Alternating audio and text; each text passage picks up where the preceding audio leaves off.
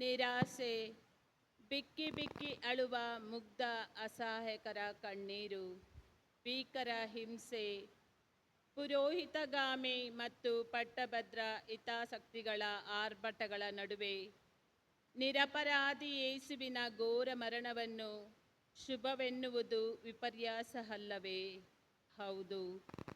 ಆದರೆ ಪ್ರಭು ಯೇಸುವನ್ನು ಆಳವಾಗಿ ಅರಿತವರಿಗೆ ಆತನ ಜನನ, ನಡೆ, ನುಡಿ, ಮನಸ್ಸು, ಮಾನವೀಯತೆ ಮತ್ತು ದೈವಿ ಮೌಲ್ಯಗಳಿಗೆ ಬದ್ಧನಾಗಿ ನಡೆದ ಕ್ರಿಸ್ತನನ್ನು ಧ್ಯಾನಿಸಿದಂತೆಲ್ಲ ಶುಭಧಾರೆ ನಮ್ಮ ಮೈಮನಗಳನ್ನು ತೊಯ್ದು ಧನ್ಯತೆ ಹೊಳೆಯಲ್ಲಿ ತೇಲುವಂತೆ ಮಾಡುವುದು ಶುಭವಲ್ಲವೇ?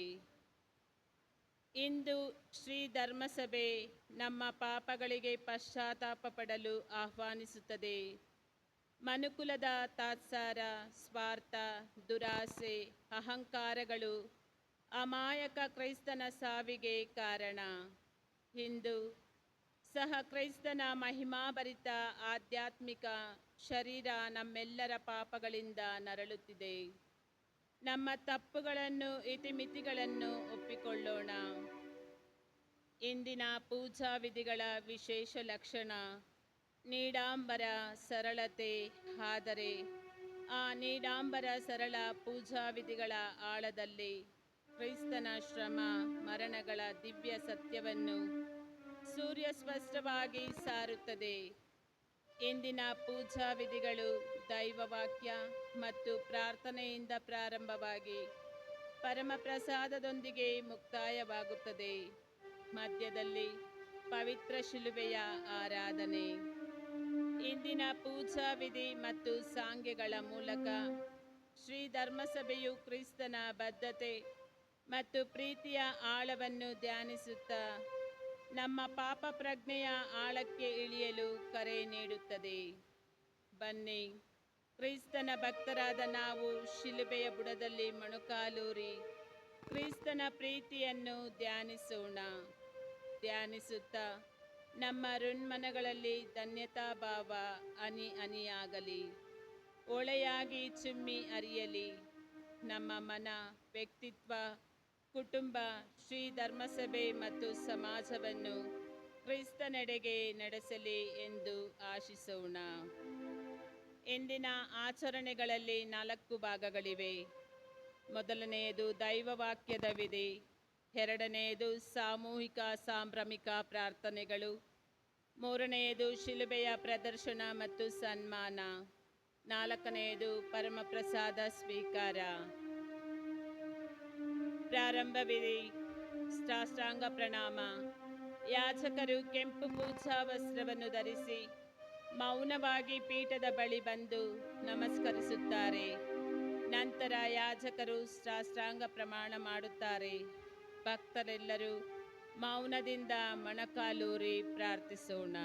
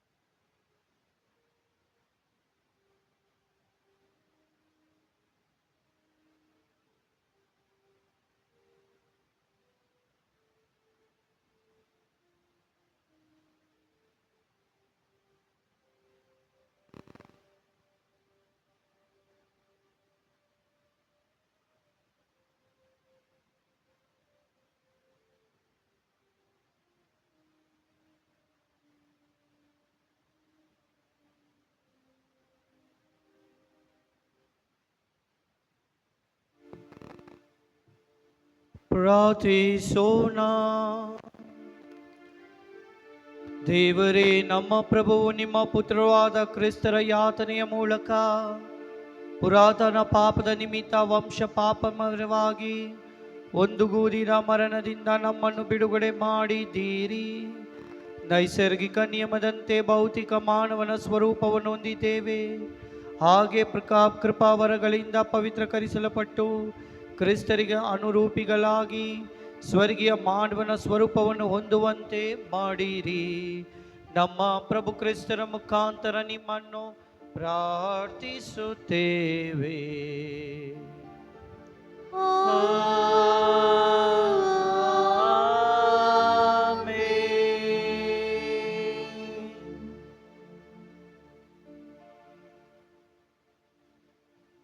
ಮೊದಲನೆಯ ಭಾಗ, ದೈವ ವಾಕ್ಯದ ವಿಧಿ. ಮೊದಲನೆಯ ವಾಚನದ ಸಾರಾಂಶ. ಹಳೆಯ ಒಡಂಬಡಿಕೆಯಲ್ಲಿ ದೇವರ ಪ್ರತಿನಿಧಿಗಳಾದ ಪ್ರವಾದಿಗಳು ದೇವರು ಆರಿಸಿಕೊಂಡ ಸಮುದಾಯವನ್ನು ನಡೆಸುವ ಹೊಣೆಯನ್ನು ಹೊತ್ತಿದ್ದರು. ಅನೇಕ ಪ್ರವಾದಿಗಳು ಸರ್ವೇಶ್ವರನಿಗೆ ನಿಷ್ಠೆಯುಳ್ಳವರಾಗಿ ರಾಜಪ್ರಭುತ್ವ, ಪುರೋಹಿತಗಾಮಿ, ದುಷ್ಟಶಕ್ತಿಗಳಿಗೆ ಮಣಿಯದೆ ಜನರನ್ನು ಸನ್ಮಾರ್ಗದಲ್ಲಿ ನಡೆಯುವ ಕಾರ್ಯದಲ್ಲಿ ಪ್ರಾಣವನ್ನೇ ಧಾರೆ ಎರೆದರು. ಅಂತಹ ಪ್ರವಾದಿಯ ಸಾವಿನ ದುರಂತ ಚಿತ್ರಣ ನಮ್ಮ ಮನವನ್ನು ಆಳವಾಗಿ ಕಲಕುತ್ತದೆ. ಹಾಗೆಯೇ ಪ್ರವಾದಿಗಳ ಪರಂಪರೆಯಲ್ಲಿ ಸಾಗಿದ ಪ್ರಭು ಯೇಸುವಿನ ಶಿಲುಬೆಯ ಮರಣವನ್ನು ಅರಿಯಲು ನೆರವಾಗುತ್ತದೆ.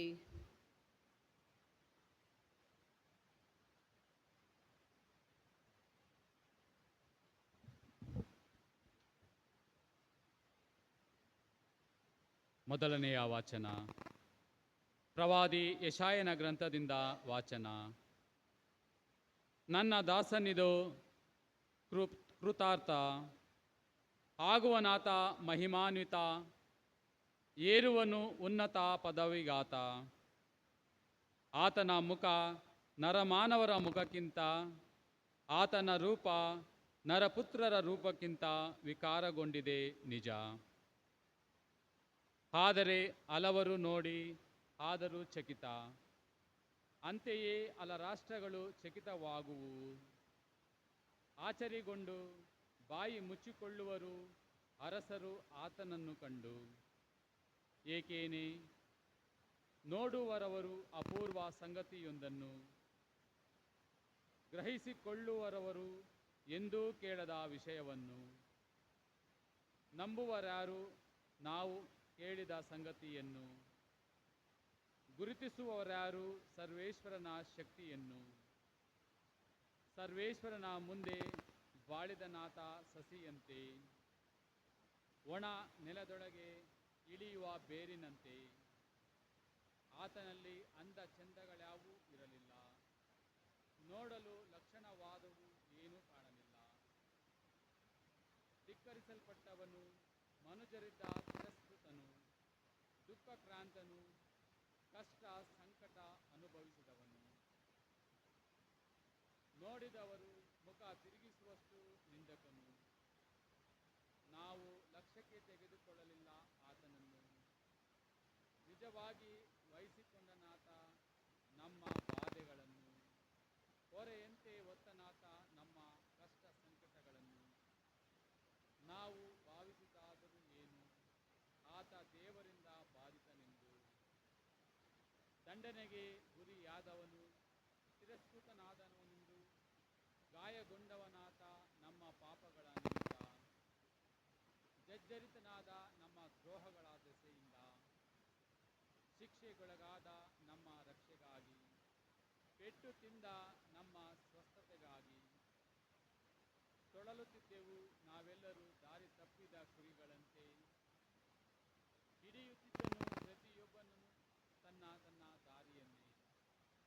ನಮ್ಮೆಲ್ಲರ ದೋಷವನ್ನು ಸರ್ವೇಶ್ವರ ಹಾಕಿದ ಆತನ ಮೇಲೆ. ಬಾಧೆಗಳಿಗೊಳಗಾದ, ಹಿಂಸೆ ಸಹಿಸಿದ ಆತ ಬಾಯ್ತೆರೆಯದೆ, ಹೌದು ಬಾಯ್ತೆರೆಯದಿದ್ದ ಬಲಿಗೊಯ್ದ ಕುರಿಮರಿಯಂತೆ, ತುಪ್ಪಟ ಕತ್ತರಿಸುವವನ ಮುಂದಿರುವ ಮೂಕ ಕುರಿಮರಿಯಂತೆ, ಎಳೆದೊಯ್ದರು ಬಂಧನದಿಂದ, ನ್ಯಾಯಸ್ಥಾನದಿಂದ. ಹೌದು, ದೂರ ಮಾಡಿದರು ಆತನನ್ನು ಜೀವಲೋಕದಿಂದ. ವಧೆಯಾದನಾತ ನಮ್ಮ ಜನರ ಪಾಪದ ದೆಸೆಯಿಂದ. ಆದರೂ ಸಮಕಾಲೀನವರ್ಯಾರೂ ಮರುಗಲಿಲ್ಲ ಕನಿಕರದಿಂದ. ಮಾಡಲಿಲ್ಲ ಆತ ಯಾವ ಪಾಪ ಕೃತ್ಯ, ಅವನ ಬಾಯಲ್ಲಿರಲಿಲ್ಲ ವಂಚನೆಯ ವಾಕ್ಯ. ಉಣಿದರಾತನನ್ನು ಸತ್ತ ಮೇಲೆ ದುರುಳರ ಹಾಗೂ ದುಷ್ಕರ್ಮಿಗಳ ನಡುವೆ ಸರ್ವೇಶ್ವರನ ಚಿತ್ತದಂತೆ ಜರ್ಜರಿತನಾದ ಹಿಂಸೆ ಬಾಧೆಗಳಿಂದ ಪಾಪ ಪ್ರಾಯಚಿತ್ತಕ್ಕಾಗಿ ತನ್ನ ಪ್ರಾಣವನ್ನೇ ಸಮರ್ಪಿಸಿದ. ಈ ಪರಿ ಕಾಣುವನು ತನ್ನ ಸಿರಿ ಸಂತಾನವನ್ನು, ಪಡೆಯುವನು ಚಿರಜೀವವನ್ನು. ತಾನೇ ನೆರವೇರಿಸುವನು ಸರ್ವೇಶ್ವರನ ಸಂಕಲ್ಪವನ್ನು. ತೃಪ್ತನಾಗುವನಾತ ಕಂಡು ತನ್ನ ಪ್ರಾಣ ಯಾತನೆಯ ಫಲವನ್ನು. ಸಜ್ಜನನಾದ ಆ ನನ್ನ ದಾಸ ತರುವನು ಸನ್ಮಾರ್ಗಕ್ಕೆ ಬಹು ಜನರನ್ನು. ತಾನೇ ಹೊತ್ತುಕೊಳ್ಳುವನು ಅವರ ಅಪರಾಧಗಳ ಹೊರೆಯನ್ನು. ಎಂತಲೇ ನೀಡುವೆ ಅವನಿಗೆ ಪಾಲನ್ನು ದೊಡ್ಡವರ ಸಂಗಡ. ಹಂಚಿಕೊಳ್ಳುವರು ಸೂರೇನು ಬಲಿಷ್ಠರ ಸಂಗಡ. ಏಕೇನೆ ಪ್ರಾಣವನ್ನು ದಾರೆ ಎರೆದು ಮರಣ ಹೊಂದಿದ ದ್ರೋಹಿಗಳೊಂದಿಗೆ ತನ್ನನ್ನೇ ಒಂದಾಗಿ ಎಣಿಸಿಕೊಂಡ. ಅನೇಕರ ಪಾಪವನ್ನು ಹೊತ್ತು ಅವರಿಗಾಗಿ ಪ್ರಾರ್ಥಿಸಿದ. ಪ್ರಭುವಿನ ವಾಕ್ಯ.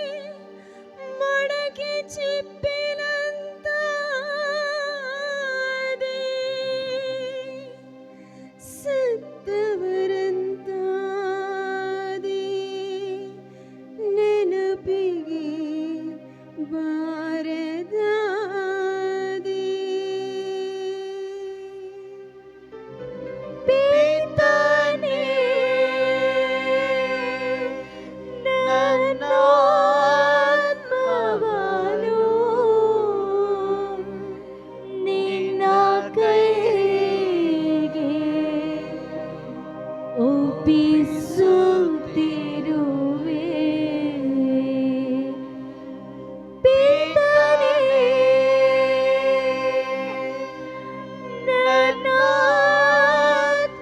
ನನ್ನಾತ್ಮವನ್ನು ನಿನ್ನ ಕೈಗೆ ಒಪ್ಪಿಸುತ್ತಿರುವೆ.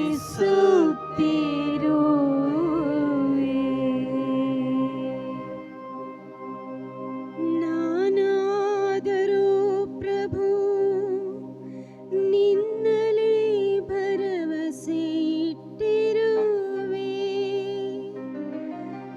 ನೀನೆ ನನ್ನ ದೇವರೆಂದು ಪ್ರಭುನ ಸಾರುವೆ. ನಿನ್ನ ಕೈಯಲ್ಲಿದೆ ನನ್ನ ಇಡೀ ಜೀವಮಾನ.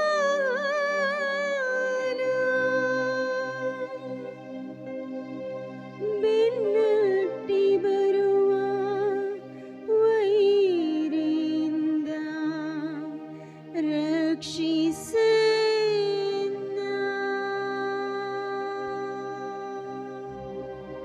ಪಿತನೇ,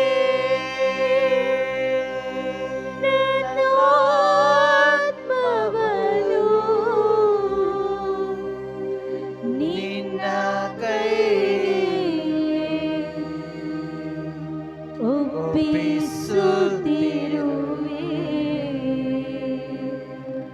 ಪಿತನೇ, ನನ್ನಾತ್ಮವನ್ನು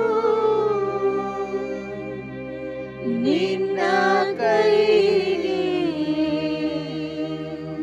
ಒಪ್ಪಿಸುತ್ತಿರುವೆ.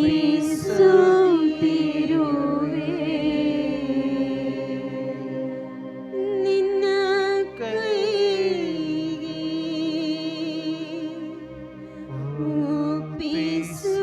ಒಪ್ಪಿಸುತ್ತಿರುವೆ. ನಿನ್ನ ಕೈಗೆ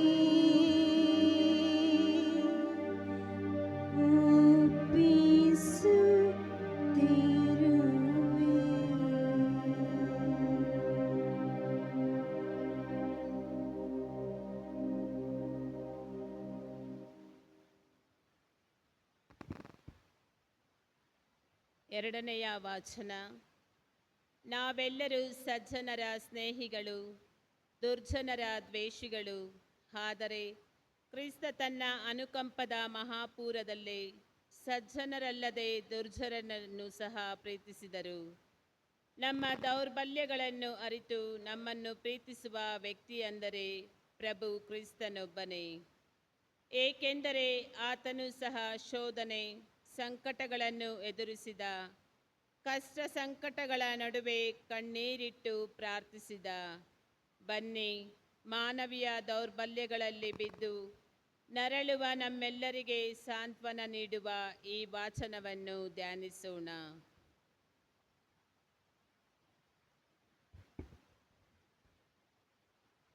ಎರಡನೆಯ ವಾಚನ. ಇಬ್ರಿಯರಿಗೆ ಬರೆದ ಪತ್ರದಿಂದ ವಾಚನ. ಸ್ವರ್ಗಲೋಕಕ್ಕೆ ಏರಿ ಹೋದ ದೇವರ ಪುತ್ರನಾದ ಯೇಸುವೆ ನಮಗೆ ಶ್ರೇಷ್ಠ ಹಾಗೂ ಪ್ರಧಾನ ಯಾಜಕ ಆಗಿರುವುದರಿಂದ ನಾವು ನಿವೇದಿಸುವ ವಿಶ್ವಾಸದಲ್ಲಿ ಸದೃಢರಾಗಿರೋಣ.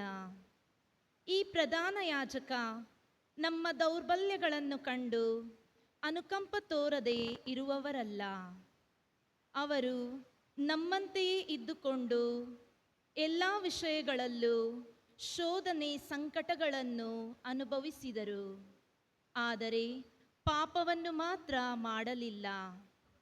ಆದ ಕಾರಣ ನಾವು ಸಮಯೋಚಿತ ಸಹಾಯವನ್ನು ಅವರ ಅನುಗ್ರಹದಿಂದ ಪಡೆಯಲು ಮತ್ತು ಅವರ ಕರುಣೆಯನ್ನು ಸವಿಯಲು ಧೈರ್ಯದಿಂದ ಅವರ ಕೃಪಾಸನವನ್ನು ಸಮೀಪಿಸೋಣ. ಕ್ರಿಸ್ತ ಯೇಸು ಈ ಭೂಲೋಕದಲ್ಲಿದ್ದಾಗ ತಮ್ಮನ್ನು ಮರಣದಿಂದ ಕಾಪಾಡಲು ಶಕ್ತರಾದ ದೇವರನ್ನು ಉಚ್ಚ ಸ್ವರದಿಂದ ಕೂಗುತ್ತಾ ಕಣ್ಣೀರಿಡುತ್ತಾ ವಿನಂತಿಸಿ ಪ್ರಾರ್ಥಿಸಿದರು. ಅವರ ಭಯಭಕ್ತಿಯನ್ನು ನೋಡಿ ದೇವರು ಅವರ ಮೊರೆಯನ್ನು ಆಲಿಸಿದರು. ಯೇಸು ದೇವರ ಪುತ್ರರಾಗಿದ್ದರೂ ಹಿಂಸೆ ಬಾಧಿಗಳನ್ನು ತಪ್ಪಿಸಿಕೊಳ್ಳದೆ ವಿಧೇಯತೆಯನ್ನು ಅನುಭವದಿಂದ ಅರಿತುಕೊಂಡರು. ಹೀಗೆ ಅವರು ಸ್ವತಃ ಪರಿಪೂರ್ಣರಾಗಿ ತಮಗೆ ವಿಧೇಯರಾಗುವ ಎಲ್ಲರಿಗೂ ಶಾಶ್ವತ ಜೀವೋದ್ಧಾರಕ್ಕೆ ಕಾರಣರಾದರು. ಪ್ರಭುವಿನ ವಾಕ್ಯ.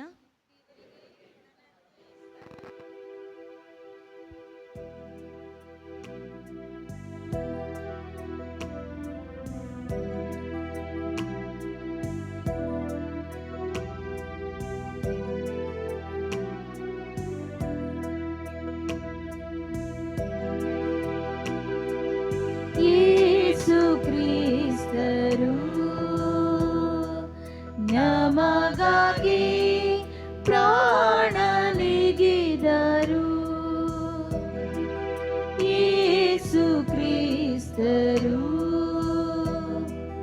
ನಮಗಾಗಿ ಪ್ರಾಣನಿಗಿದರು. ಕ್ರೈಸ್ತರು ಮರಣವನ್ನು ಹೊಂದುವಷ್ಟು ವಿಧೇಯರಾದರು.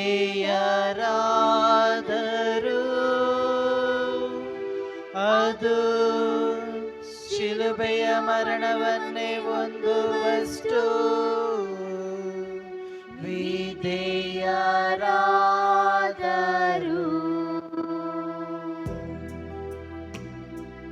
ಯೇಸು ಕ್ರಿಸ್ತರು ನಮಗಾಗಿ ಪ್ರಾಣನಿಗಿದರು.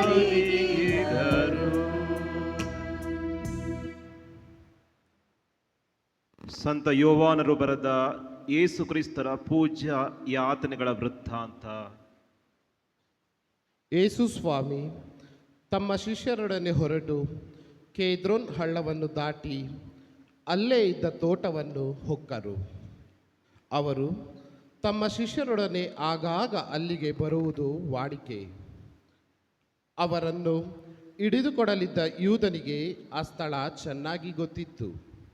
ಆದುದರಿಂದ ಯೂದನು ಸೈನಿಕರ ಒಂದು ತಂಡವನ್ನು ಮುಖ್ಯ ಯಾಜಕರು ಮತ್ತು ಫರಿಸಾಯರು ಕಳಿಸಿದ ಕಾವಲಾಳುಗಳನ್ನು ಕರೆದುಕೊಂಡು ದಿವೇಟಿಗೆ ಪಂಜು ಮತ್ತು ಆಯುಧಗಳ ಸಮೇತ ಅಲ್ಲಿಗೆ ಬಂದನು. ಯೇಸು ಸ್ವಾಮಿಗೆ ತಮಗೆ ಸಂಭವಿಸಲಿರುವುದು ತಿಳಿದಿತ್ತು ಎಂದೇ ಮುಂದೆ ಬಂದು, ನೀವು ಯಾರನ್ನು ಹುಡುಕುತ್ತಿದ್ದೀರಿ ಎಂದು ಕೇಳಿದರು. ಅವರು ನಜರೇತಿನ ಯೇಸುವನ್ನು ಎಂದರು. ಯೇಸು ನಾನೇ ಆತನು ಎಂದು ಉತ್ತರ ಕೊಟ್ಟರು. ಅವರನ್ನು ಹಿಡಿದುಕೊಡಲಿದ್ದ ಗುರುದ್ರೋಹಿ ಯೂದನು ಅವರ ಸಂಗಡವೇ ನಿಂತುಕೊಂಡಿದ್ದನು. ನಾನೇ ಆತನು ಎಂದು ಯೇಸು ನುಡಿಯುತ್ತಲೇ ಅವರೆಲ್ಲರೂ ಹಿಂದೆ ಸರಿದು ನೆಲದ ಮೇಲೆ ಬಿದ್ದರು. ಯೇಸು ಮತ್ತೊಮ್ಮೆ ನೀವು ಯಾರನ್ನು ಹುಡುಕುತ್ತಿದ್ದೀರಿ ಎಂದು ಕೇಳಲು ನಜರೇತಿನ ಯೇಸುವನ್ನು ಎಂದು ಉತ್ತರ ಬಂದಿತು. ಅದಕ್ಕೆ ಯೇಸು ನಾನೇ ಆತನೆಂದು ನಿಮಗೆ ಆಗಲೇ ಹೇಳಿದ್ದೆ. ನೀವು ಹುಡುಕುತ್ತಾ ಇರುವುದು ನನ್ನನ್ನಾದರೆ ಮಿಕ್ಕ ಇವರನ್ನು ಹೋಗಬಿಡಿ ಎಂದು ನುಡಿದರು. ನೀವು ನನಗೆ ಕೊಟ್ಟವರಲ್ಲಿ ಒಬ್ಬನನ್ನಾದರೂ ಕಳೆದುಕೊಳ್ಳಲಿಲ್ಲ ಎಂದು ತಾವೇ ನುಡಿದ ಮಾತು ನೆರವೇರುವಂತೆ ಯೇಸು ಹೀಗೆಂದರು. ಅಷ್ಟರೊಳಗೆ ಸೀಮೋನ್ ಪೇತ್ರನು ತನ್ನಲ್ಲಿದ್ದ ಖಡ್ಗವನ್ನು ಹಿಡಿದು ಪ್ರಧಾನ ಯಾಜಕರ ಸೇವಕನಾದ ಮಾಲ್ಕನ ಬಲಗಿವಿಯನ್ನು ಕತ್ತರಿಸಿಬಿಟ್ಟನು. ಆಗ ಯೇಸು ಪೇತ್ರನಿಗೆ, ನಿನ್ನ ಖಡ್ಗವನ್ನು ಒರೆಯಲ್ಲಿ ಹಾಕು. ನನ್ನ ಪಿತನೇ ಕೊಟ್ಟಿರುವ ಕಷ್ಟದ ಕೊಡವಿದು. ಇದರಲ್ಲಿರುವುದನ್ನು ನಾನು ಕುಡಿಯದೆ ಹೋದರೆ ಹೇಗೆ ಎಂದು ನುಡಿದರು. ಅನಂತರ ಸೈನಿಕರು, ಸಹಸ್ರಾಧಿಪತಿಯು, ಯಹೂದ್ಯರು ಕಳುಹಿಸಿದ ಕಾವಲಾಳುಗಳು ಯೇಸುವನ್ನು ಹಿಡಿದು ಕಟ್ಟಿ ಮೊದಲು ಅನ್ನನ ಬಳಿಗೆ ಕೊಂಡೊಯ್ದರು. ಅನ್ನನು ಆ ವರ್ಷ ಪ್ರಧಾನ ಯಾಜಕನಾಗಿದ್ದ ಕಾಯಿಫನ ಮಾವ. ಸಮಸ್ತ ಜನತೆಗಾಗಿ ಒಬ್ಬನು ಸತ್ತರೆ ವಿಹಿತವೆಂದು ಸಲಹೆ ಕೊಟ್ಟವನು ಈ ಕಾಯಿಫನೇ. ಸೀಮೋನ್ ಪೇತ್ರನು ಹಾಗೂ ಪ್ರಧಾನ ಯಾಜಕನಿಗೆ ಪರಿಚಿತನಾಗಿದ್ದ ಇನ್ನೊಬ್ಬ ಶಿಷ್ಯನು ಯೇಸು ಸ್ವಾಮಿಯನ್ನು ಹಿಂಬಾಲಿಸುತ್ತಾ ಹೋದರು. ಪರಿಚಿತನಾಗಿದ್ದ ಶಿಷ್ಯನು ಯೇಸುವಿನೊಡನೆ ಪ್ರಧಾನ ಯಾಜಕನ ಮನೆಯ ಅಂಗಳವನ್ನು ಹೊಕ್ಕನು. ಪೇತ್ರನು ಹೊರಗಡೆ ಬಾಗಿಲ ಬಳಿಯಲ್ಲೇ ನಿಂತನು. ಪರಿಚಿತನಾಗಿದ್ದವನು ಅನಂತರ ಹೊರಗೆ ಬಂದು ದ್ವಾರಪಾಲಕಿಗೆ ಹೇಳಿ ಪೇತ್ರನನ್ನು ಒಳಗೆ ಕರೆದುಕೊಂಡು ಹೋದನು. ಆ ದ್ವಾರಪಾಲಕಿಯು ಪೇತ್ರನನ್ನು ನೋಡಿ, ನೀನು ಯೇಸುವಿನ ಶಿಷ್ಯರಲ್ಲಿ ಒಬ್ಬನಲ್ಲವೇ ಎಂದು ಕೇಳಿದಳು. ಅದಕ್ಕೆ ಪೇತ್ರನು, ಇಲ್ಲ, ನಾನಲ್ಲ ಎಂದು ಬಿಟ್ಟನು. ಆಗ ಚಳಿ ಇದ್ದುದರಿಂದ ಸೇವಕರು ಕಾವಲಾಳುಗಳು ಇದ್ದಲಿನ ಬೆಂಕಿ ಮಾಡಿ ಸುತ್ತಲೂ ನಿಂತು ಚಳಿ ಕಾಯಿಸಿಕೊಳ್ಳುತ್ತಿದ್ದರು. ಪೇತ್ರನು ಅವರ ಸಂಗಡ ನಿಂತುಕೊಂಡು ಚಳಿ ಕಾಯಿಸತೊಡಗಿದನು. ಅಷ್ಟರಲ್ಲಿ ಪ್ರಧಾನ ಯಾಜಕನು ಯೇಸು ಸ್ವಾಮಿಯನ್ನು ಅವರ ಶಿಷ್ಯರ ವಿಷಯವಾಗಿ ಹಾಗೂ ಬೋಧನೆಯ ವಿಷಯವಾಗಿ ವಿಚಾರಿಸಿದನು. ಆಗ ಯೇಸು ಸ್ವಾಮಿ, ನಾನು ಬಹಿರಂಗವಾಗಿಯೇ ಜನರೆಲ್ಲರೂ ಕೇಳುವಂತೆ ಮಾತನಾಡಿದ್ದೇನೆ. ಯಹೂದ್ಯರೆಲ್ಲರೂ ಸಭೆ ಸೇರುವ ಪ್ರಾರ್ಥನಾ ಮಂದಿರದಲ್ಲಿಯೂ ಮಹಾದೇವಾಲಯದಲ್ಲಿಯೂ ನಾನು ಯಾವಾಗಲೂ ಬೋಧನೆ ಮಾಡಿಕೊಂಡು ಬಂದಿದ್ದೇನೆ. ಮುಚ್ಚುಮರೆಯಾಗಿ ಏನನ್ನೂ ಹೇಳಿಲ್ಲ. ನನ್ನನ್ನು ವಿಚಾರಿಸುವುದೇಕೆ? ನಾನು ಹೇಳಿದ್ದನ್ನು ಯಾರು ಕೇಳಿದ್ದಾರೋ ಅವರನ್ನೇ ವಿಚಾರಿಸಿರಿ. ನಾನು ಬೋಧನೆ ಮಾಡಿದ್ದು ಏನೆಂದು ಅವರು ಬಲ್ಲರು ಎಂದು ಉತ್ತರ ಕೊಟ್ಟರು. ಯೇಸು ಹೀಗೆ ಹೇಳಲು ಬಳಿಯಲ್ಲಿ ನಿಂತಿದ್ದ ಕಾವಲಾಳೊಬ್ಬನು, ಪ್ರಧಾನ ಯಾಜಕರಿಗೆ ಉತ್ತರ ಕೊಡುವುದು ಹೀಗೆ ಎಂದು ಕೆನ್ನೆಗೆ ಹೊಡೆದನು. ಆಗ ಯೇಸು, ನಾನು ಆಡಿದ್ದು ತಪ್ಪಾಗಿದ್ದರೆ ತಪ್ಪನ್ನು ತೋರಿಸಿಕೊಡು, ಸತ್ಯವಾಗಿದ್ದರೆ ಏಕೆ ಹೊಡೆಯುತ್ತಿ ಎಂದರು. ಆಗ ಅನ್ನನು ಯೇಸುವನ್ನು ಬಂಧಿಸಿ ಕಾಯಿಫನ ಬಳಿಗೆ ಕಳುಹಿಸಿದನು. ಇತ್ತ ಪೇತ್ರನು ನಿಂತು ಚಳಿ ಕಾಯಿಸಿಕೊಳ್ಳುತ್ತಾ ಇದ್ದನು. ಅಲ್ಲಿದ್ದವರು, ನೀನು ಯೇಸುವಿನ ಶಿಷ್ಯರಲ್ಲಿ ಒಬ್ಬನಲ್ಲವೇ ಎಂದು ಕೇಳಿದರು. ಪೇತ್ರನು, ಇಲ್ಲ, ನಾನು ಶಿಷ್ಯನಲ್ಲ ಎಂದು ನಿರಾಕರಿಸಿದನು. ಪ್ರಧಾನ ಯಾಜಕರ ಸೇವಕರಲ್ಲಿ ಒಬ್ಬನು, ಇವನು ಪೇತ್ರನು ಕಿವಿ ಕತ್ತರಿಸಿದವನ ನೆಂಟ. ನೀನು ಆತನೊಡನೆ ಆ ತೋಟದಲ್ಲಿ ನಾನು ನೋಡಲಿಲ್ಲವೇ ಎಂದು ಕೇಳಿದನು. ಪೇತ್ರನು ಪುನಃ ಅಲ್ಲಗೆಳೆದನು. ಕೂಡಲೇ ಕೋಳಿ ಕೂಗಿತು. ಆಮೇಲೆ ಅವರು ಯೇಸುವನ್ನು ಕಾಯಿಫನ ಮನೆಯಿಂದ ರಾಜ್ಯಪಾಲನ ನಿವಾಸಕ್ಕೆ ಕೊಂಡೊಯ್ದರು. ಆಗ ಮುಂಜಾನೆ ಅರಮನೆಯೊಳಗೆ ಹೋದರೆ ಮಡಿಗೆಟ್ಟು ಹಬ್ಬದೂಟಕ್ಕೆ ಅಡ್ಡಿಯಾಯಿತೆಂದು ಅವರೆಲ್ಲರೂ ಹೊರಗೆ ನಿಂತರು. ಆದುದರಿಂದ ಪಿಲಾತನೇ ಅವರ ಬಳಿಗೆ ಬಂದು, ಈತನ ಮೇಲೆ ನಿಮ್ಮ ದೂರು ಏನು ಎಂದು ಕೇಳಿದನು. ಅವರು, ಇವನು ಅಪರಾಧಿಯಲ್ಲದಿದ್ದರೆ ಇವನನ್ನು ನಿಮಗೆ ತಂದೊಪ್ಪಿಸುತ್ತಿರಲಿಲ್ಲ ಎಂದರು. ಅದಕ್ಕೆ ಪಿಲಾತನು, ಹಾಗಾದರೆ ನೀವೇ ಕರೆದುಕೊಂಡು ಹೋಗಿ ನಿಮ್ಮ ಧರ್ಮಶಾಸ್ತ್ರದ ಪ್ರಕಾರ ಈತನಿಗೆ ತೀರ್ಪು ಕೊಡಿ ಎಂದನು. ಯಹೂದ್ಯರು, ಮರಣದಂಡನೆ ವಿಧಿಸುವ ಅಧಿಕಾರ ನಮಗಿಲ್ಲವಲ್ಲ ಎಂದು ಉತ್ತರಿಸಿದರು. ಯೇಸು ತಮಗೆ ಯಾವ ಬಗೆಯ ಮರಣ ಕಾದಿರುವುದೆಂದು ಸೂಚಿಸಿ ಹೇಳಿದ ಮಾತು ಹೀಗೆ ನೆರವೇರುವಂತಾಯಿತು. ಆಗ ಪಿಲಾತನು ಅರಮನೆಯೊಳಗೆ ಹೋಗಿ ಯೇಸು ಸ್ವಾಮಿಯನ್ನು ಕರೆಯಿಸಿ, ನೀನು ಯಹೂದ್ಯರ ಅರಸನೋ ಎಂದು ಕೇಳಿದನು. ಅದಕ್ಕೆ ಯೇಸು, ನೀವಾಗಿಯೇ ಇದನ್ನು ಹೇಳುತ್ತಿರುವಿರೋ ಅಥವಾ ಬೇರೆ ಯಾರಾದರೂ ನನ್ನನ್ನು ಕುರಿತು ಹೀಗೆ ಹೇಳಿದ್ದಾರೋ ಎನ್ನಲು ಪಿಲಾತನು, ನಾನೇನು ಯಹೂದ್ಯನೇ? ನಿನ್ನ ಸ್ವಂತ ಜನರು ಮತ್ತು ಮುಖ್ಯ ಯಾಜಕರು ನಿನ್ನನ್ನು ನನ್ನ ಕೈಗೆ ಒಪ್ಪಿಸಿದ್ದಾರೆ. ನೀನು ಏನು ಮಾಡಿದ್ದೀಯಾ ಎಂದು ಕೇಳಿದನು. ಅದಕ್ಕೆ ಯೇಸು, ನನ್ನ ಸಾಮ್ರಾಜ್ಯ ಈ ಲೋಕದಲ್ಲ. ನನ್ನ ಸಾಮ್ರಾಜ್ಯ ಈ ಲೋಕದಾಗಿದ್ದರೆ ಯಹೂದ್ಯರ ಕೈಗೆ ನಾನು ಬೀಳದಂತೆ ನನ್ನ ಅನುಯಾಯಿಗಳು ಕಾದಾಡುತ್ತಿದ್ದರು. ನಿಜವಾಗಿಯೂ ನನ್ನ ಸಾಮ್ರಾಜ್ಯ ಇಹಲೋಕದಲ್ಲ ಎಂದರು. ಪಿಲಾತನು, ಹಾಗಾದರೆ ನೀನೊಬ್ಬ ಅರಸನೋ ಎಂದು ಕೇಳಲು ಯೇಸು, ಅರಸ ಎನ್ನುವುದು ನೀವು ಹೇಳುವ ಮಾತು ಸತ್ಯವನ್ನು ಕುರಿತು ಸಾಕ್ಷಿ ಹೇಳುವುದು ನನ್ನ ಕೆಲಸ. ಅದಕ್ಕಾಗಿಯೇ ನಾನು ಹುಟ್ಟಿದ್ದು, ಅದಕ್ಕಾಗಿಯೇ ನಾನು ಜಗತ್ತಿಗೆ ಬಂದದ್ದು. ಸತ್ಯಪರರೆಲ್ಲರೂ ನನ್ನ ಮಾತಿಗೆ ಕಿವಿ ಕೊಡುತ್ತಾರೆ ಎಂದು ಹೇಳಿದರು. ಆಗ ಪಿಲಾತನು ಸತ್ಯ ಸತ್ಯ ಎಂದರೆ ಏನು ಎಂದು ಪ್ರಶ್ನಿಸಿ ಅಲ್ಲಿ ನಿಲ್ಲದೆ ಹೊರಗೆ ಬಂದನು. ಹೀಗೆ ಪಿಲಾತನು ಯಹೂದ್ಯರ ಬಳಿಗೆ ಬಂದು, ನನಗೆ ಈತನಲ್ಲಿ ಯಾವ ಅಪರಾಧವೂ ಕಾಣುವುದಿಲ್ಲ. ಪಾಸ್ಕ ಹಬ್ಬದ ಸಂದರ್ಭದಲ್ಲಿ ಒಬ್ಬ ಸೆರೆಯಾಳನ್ನು ಬಿಡುಗಡೆ ಮಾಡುವುದು ಪದ್ಧತಿ ಇದೆಯಷ್ಟೇ. ಆದುದರಿಂದ ನೀವು ಬಯಸಿದರೆ ಯಹೂದ್ಯರ ಅರಸನನ್ನು ನಾನು ಬಿಡುಗಡೆ ಮಾಡುತ್ತೇನೆ ಎಂದು ಹೇಳಿದನು. ಅದಕ್ಕೆ ಅವರು, ಬೇಡ, ಇವನು ಬೇಡ, ನಮಗೆ ಬರಬ್ಬನನ್ನು ಬಿಟ್ಟುಕೊಡಿ ಎಂದು ಬೊಬ್ಬೆ ಹಾಕಿದರು. ಬರಬ್ಬನು ಒಬ್ಬ ದರೋಡೆಕೋರನಾಗಿದ್ದವನು. ಆಮೇಲೆ ಪಿಲಾತನು ಯೇಸು ಸ್ವಾಮಿಯನ್ನು ಅಲ್ಲಿಂದ ಕರೆದೊಯ್ದು ಕೊರಡೆಯಿಂದ ಹೊಡೆಸಿದರು. ಸೈನಿಕರು ಮುಳ್ಳಿನ ಕಿರೀಟವನ್ನು ಹೆಣೆದು ಅವರ ತಲೆಗೆ ಮುಡಿಸಿ ಕೆನ್ನೆರಳೆ ಬಣ್ಣದ ಅಂಗಿಯನ್ನು ಅವರಿಗೆ ಹುಡಿಸಿ ಹತ್ತಿರ ಬಂದು, ಯಹೂದ್ಯರ ಅರಸನೇ, ನಿನಗೆ ಶುಭವಾಗಲಿ ಎಂದು ಜರೆಯುತ್ತಾ ಅವರ ಕೆನ್ನೆಗೆ ಒಡೆಯತೊಡಗಿದರು. ಪಿಲಾತನು ಮತ್ತೆ ಹೊರಗೆ ಬಂದು ಯಹೂದ್ಯರಿಗೆ, ನೋಡಿ, ನಾನು ಇವನನ್ನು ನಿಮ್ಮ ಮುಂದೆ ತರುತ್ತಿದ್ದೇನೆ. ನನಗೆ ಇವನಲ್ಲಿ ಯಾವ ಅಪರಾಧವೂ ಕಾಣಿಸುತ್ತಿಲ್ಲ ಎಂಬುದು ನಿಮಗೆ ತಿಳಿದಿರಲಿ ಎಂದು ಹೇಳಿದನು.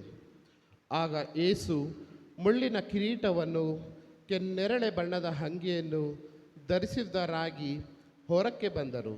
ಪಿಲಾತನು, ಹೀಗೋ ಈ ಮನುಷ್ಯ ಎಂದನು. ಮುಖ್ಯ ಯಾಜಕರು ಕಾವಲಾಳುಗಳು ಯೇಸುವನ್ನು ಕಂಡೊಡನೆ, ಇವನನ್ನು ಶಿಲುಬೆಗೇರಿಸಿ ಶಿಲುಬೆಗೇರಿಸಿ ಎಂದು ಬೊಬ್ಬೆ ಹಾಕಿದರು. ಆಗ ಪಿಲಾತನು, ಬೇಕಾದರೆ ನೀವೇ ಇವನನ್ನು ಕರೆದುಕೊಂಡು ಹೋಗಿ ಶಿಲುಬೆಗೇರಿಸಿ. ನನಗಾದರೂ ಇವನಲ್ಲಿ ಯಾವ ಅಪರಾಧವೂ ಕಾಣಿಸಲಿಲ್ಲ ಎಂದನು. ಅದಕ್ಕೆ ಯಹೂದ್ಯರು, ನಮಗೊಂದು ಕಾನೂನು ಉಂಟು, ಅದರ ಮೇರೆಗೆ ಇವನು ಸಾಯಲೇಬೇಕು, ಏಕೆಂದರೆ ತಾನು ದೇವರ ಪುತ್ರನೆಂದು ಹೇಳಿಕೊಂಡಿದ್ದಾನೆ ಎಂದು ಉತ್ತರ ಕೊಟ್ಟರು. ಇದನ್ನು ಕೇಳಿದ ಪಿಲಾತನಿಗೆ ಮತ್ತಷ್ಟು ಭಯವಾಯಿತು. ಅವನು ಮತ್ತೆ ಅರಮನೆಯೊಳಕ್ಕೆ ಬಂದು, ನೀನು ಎಲ್ಲಿಂದ ಬಂದವನು ಎಂದು ಯೇಸುವನ್ನು ಕೇಳಿದನು. ಆದರೆ ಯೇಸು ಉತ್ತರ ಕೊಡಲಿಲ್ಲ. ಆಗ ಪಿಲಾತನು, ನನ್ನೊಡನೆ ನೀನು ಮಾತನಾಡುವುದಿಲ್ಲವೇ? ನಿನ್ನನ್ನು ಬಿಡುಗಡೆ ಮಾಡುವುದಕ್ಕೂ ನಿನ್ನನ್ನು ಶಿಲುಬೆಗೇರಿಸುವುದಕ್ಕೂ ನನಗೆ ಅಧಿಕಾರವಿದೆ ಎಂಬುದು ನಿನಗೆ ತಿಳಿಯದೋ ಎಂದನು. ಅದಕ್ಕೆ ಯೇಸು, ನಿಮಗೆ ಮೇಲಿಂದ ಕೊಟ್ಟ ಹೊರತು ನನ್ನ ಮೇಲೆ ನಿಮಗೆ ಯಾವ ಅಧಿಕಾರವೂ ಇರುತ್ತಿರಲಿಲ್ಲ. ಆದ್ದರಿಂದ ನಾನು ನಿಮ್ಮ ಕೈಗೆ ಒಪ್ಪಿಸಿದವನಿಗೆ ಪಾಪ ಹೆಚ್ಚು ಎಂದು ನುಡಿದರು. ಇದನ್ನು ಕೇಳಿದ ಮೇಲೆ ಪಿಲಾತನು ಯೇಸುವನ್ನು ಬಿಡುಗಡೆ ಮಾಡಲು ಪ್ರಯತ್ನಿಸಿದನು. ಯಹೂದ್ಯರಾದರೂ, ಇವನನ್ನು ಬಿಡುಗಡೆ ಮಾಡಿದರೆ ನೀವು ರೋಮ್ ಚಕ್ರವರ್ತಿಯ ಮಿತ್ರರಲ್ಲ, ತಾನೇ ಅರಸನೆಂದು ಹೇಳಿಕೊಳ್ಳುವ ಇವನು ರೋಮ್ ಚಕ್ರವರ್ತಿಗೆ ಶತ್ರು ಎಂದು ಕೂಗಿಕೊಂಡರು. ಅವರ ಈ ಕೂಗನ್ನು ಕೇಳಿ ಪಿಲಾತನು ಯೇಸುವನ್ನು ಹೊರಗೆ ಕರೆಸಿದನು. ಹಾಸುಗಲ್ಲು ಎಂಬ ಕಟ್ಟೆಯ ಮೇಲಿಂದ ನ್ಯಾಯಪೀಠದ ಮೇಲೆ ಕುಳಿತುಕೊಂಡನು. ಯಹೂದ್ಯರ ಭಾಷೆಯಲ್ಲಿ ಆ ಸ್ಥಳಕ್ಕೆ ಗಬ್ಬತಾ ಎಂದು ಹೆಸರು. ಅಂದು ಹಬ್ಬದ ಹಿಂದಿನ ದಿನ ಮಧ್ಯಾಹ್ನ 12 ಗಂಟೆ ಇರಬಹುದು. ಪಿಲಾತನು ಯಹೂದ್ಯರನ್ನು ನೋಡಿ, ಇಗೋ ನಿಮ್ಮ ಅರಸನು ಎಂದು ಹೇಳಿದನು. ಅವರಾದರೂ, ಕೊಲ್ಲಿರಿ ಕೊಲ್ಲಿರಿ ಶಿಲುಬೆಗೇರಿಸಿರಿ ಎಂದು ಕಿರುಚಿದರು. ಪಿಲಾತನು, ನಿಮ್ಮ ಅರಸನನ್ನು ಶಿಲುಬೆಗೇರಿಸಲೇ ಎಂದನು. ಅದಕ್ಕೆ ಮುಖ್ಯ ಯಾಜಕರು, ರೋಮ್ ಚಕ್ರವರ್ತಿಯ ಹೊರತು ನಮಗೆ ಬೇರೆ ಅರಸನಿಲ್ಲ ಎಂದು ಉತ್ತರ ಕೊಟ್ಟರು. ಕಡೆಗೆ ಪಿಲಾತನು ಯೇಸುವನ್ನು ಶಿಲುಬೆಗೇರಿಸುವುದಕ್ಕಾಗಿ ಅವರಿಗೆ ಒಪ್ಪಿಸಿಬಿಟ್ಟನು. ಅವರು ಯೇಸುವನ್ನು ತಮ್ಮ ವಶಕ್ಕೆ ತೆಗೆದುಕೊಂಡರು. ಯೇಸು ಸ್ವಾಮಿ ತಮ್ಮ ಶಿಲುಬೆಯನ್ನು ತಾವೇ ಹೊತ್ತಿಕೊಂಡು ಕಪಾಲ ಎಂಬ ಸ್ಥಳಕ್ಕೆ ಹೋದರು. ಇದಕ್ಕೆ ಯಹೂದ್ಯರ ಭಾಷೆಯಲ್ಲಿ ಗೋಲ್ಗೊತ್ತಾ ಎಂದು ಹೆಸರು. ಅಲ್ಲಿ ಯೇಸುವನ್ನು ಶಿಲುಬೆಗೇರಿಸಿದರು. ಅವರ ಅಕ್ಕಪಕ್ಕದಲ್ಲಿ ಇನ್ನಿಬ್ಬರನ್ನು ಶಿಲುಬೆಗೆ ಹಾಕಿದರು. ಪಿಲಾತನು ಒಂದು ಫಲಕದ ಮೇಲೆ ನಜರೇತಿನ ಯೇಸು ಯಹೂದ್ಯರ ಅರಸ ಎಂದು ಬರೆಸಿ ಶಿಲುಬೆಯ ಮೇಲ್ಗಡೆ ಇರಿಸಿದನು. ಯೇಸುವನ್ನು ಶಿಲುಬೆಗೇರಿಸಿದ ಸ್ಥಳ ನಗರಕ್ಕೆ ಸಮೀಪದಲ್ಲೇ ಇದ್ದುದರಿಂದ ಹಲವು ಮಂದಿ ಯಹೂದ್ಯರು ಆ ಫಲಕವನ್ನು ಓದಿದರು. ಅದನ್ನು ಹಿಬ್ರಿಯ, ಲತೀನ್ ಮತ್ತು ಗ್ರೀಕ್ ಭಾಷೆಯಲ್ಲಿ ಬರೆಯಲಾಗಿತ್ತು. ಆದುದರಿಂದ ಯಹೂದ್ಯರ ಮುಖ್ಯ ಯಾಜಕರು ಪಿಲಾತನಿಗೆ, ಯಹೂದ್ಯರ ಅರಸ ಎಂದು ಬರೆಯುವುದು ಬೇಡ, ತಾನು ಯಹೂದ್ಯರ ಅರಸನೆಂದು ಹೇಳಿಕೊಂಡವನು ಎಂದು ಬರೆಯಿರಿ ಎಂದರು.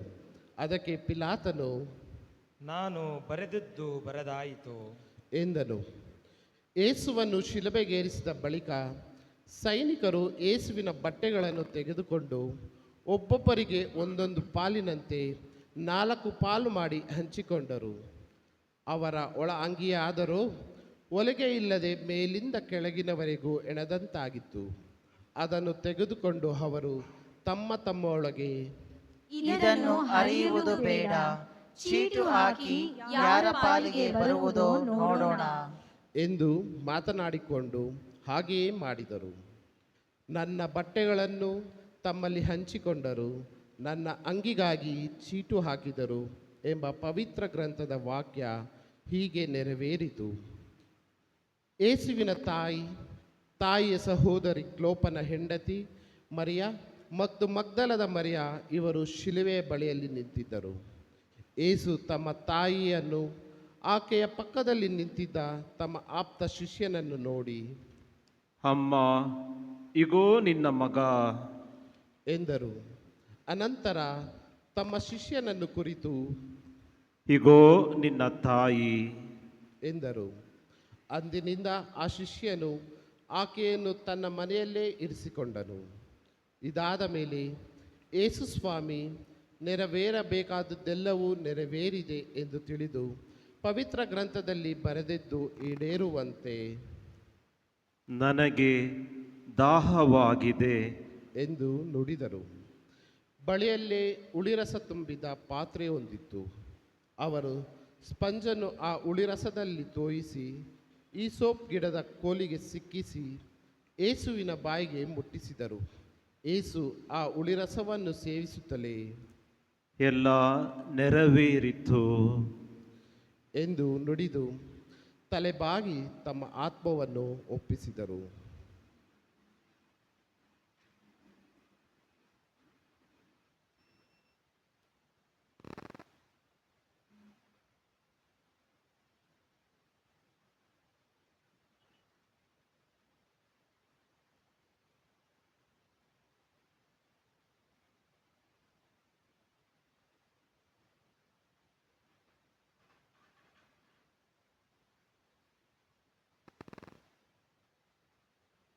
ಅಂದು ಪಾಸ್ಕ ಹಬ್ಬದ ಇಂದಿನ ದಿನ.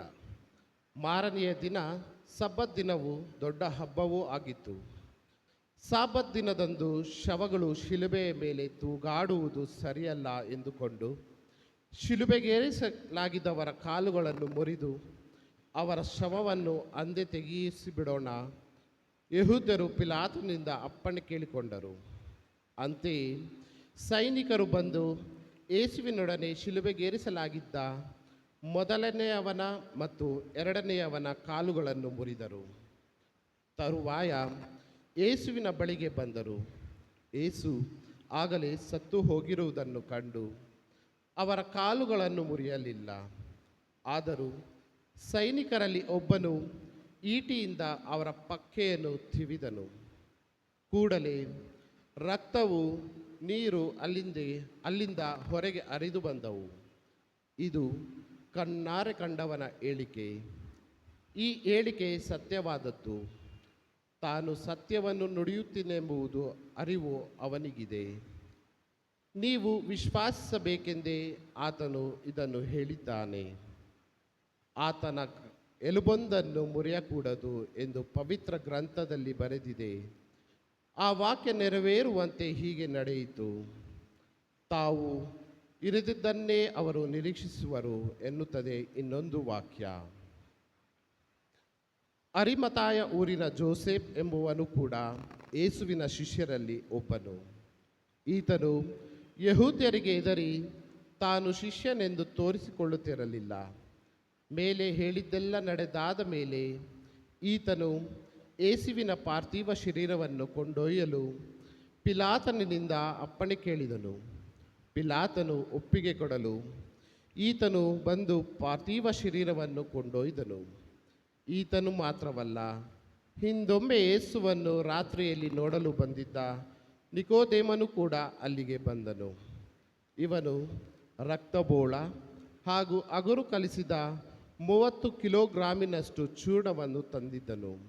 ಇವರು ಯೇಸುವಿನ ಪಾರ್ಥಿವ ಶರೀರವನ್ನು ತೆಗೆದು ಯಹೂದ್ಯರ ಶವ ಸಂಸ್ಕಾರ ಪದ್ಧತಿಯಂತೆ ಸುಗಂಧ ದ್ರವ್ಯಗಳನ್ನು ಹಾಕಿ ನಾರು ಮಡಿಯಲು ಸುತ್ತಿದರು. ಯೇಸುವನ್ನು ಶಿಲುಬೆಗೇರಿಸಿದ ಸ್ಥಳದಲ್ಲಿ ಒಂದು ತೋಟವಿತ್ತು. ಆ ತೋಟದಲ್ಲಿ ಅದುವರೆಗೆ ಯಾರ ಶವವನ್ನು ಇಡದ ಹೊಸ ಸಮಾಧಿ ಇತ್ತು.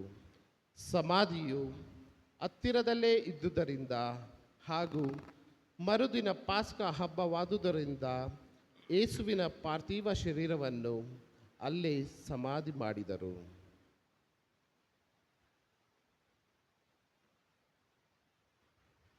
ಕುಳಿತುಕೊಳ್ಳೋಣ.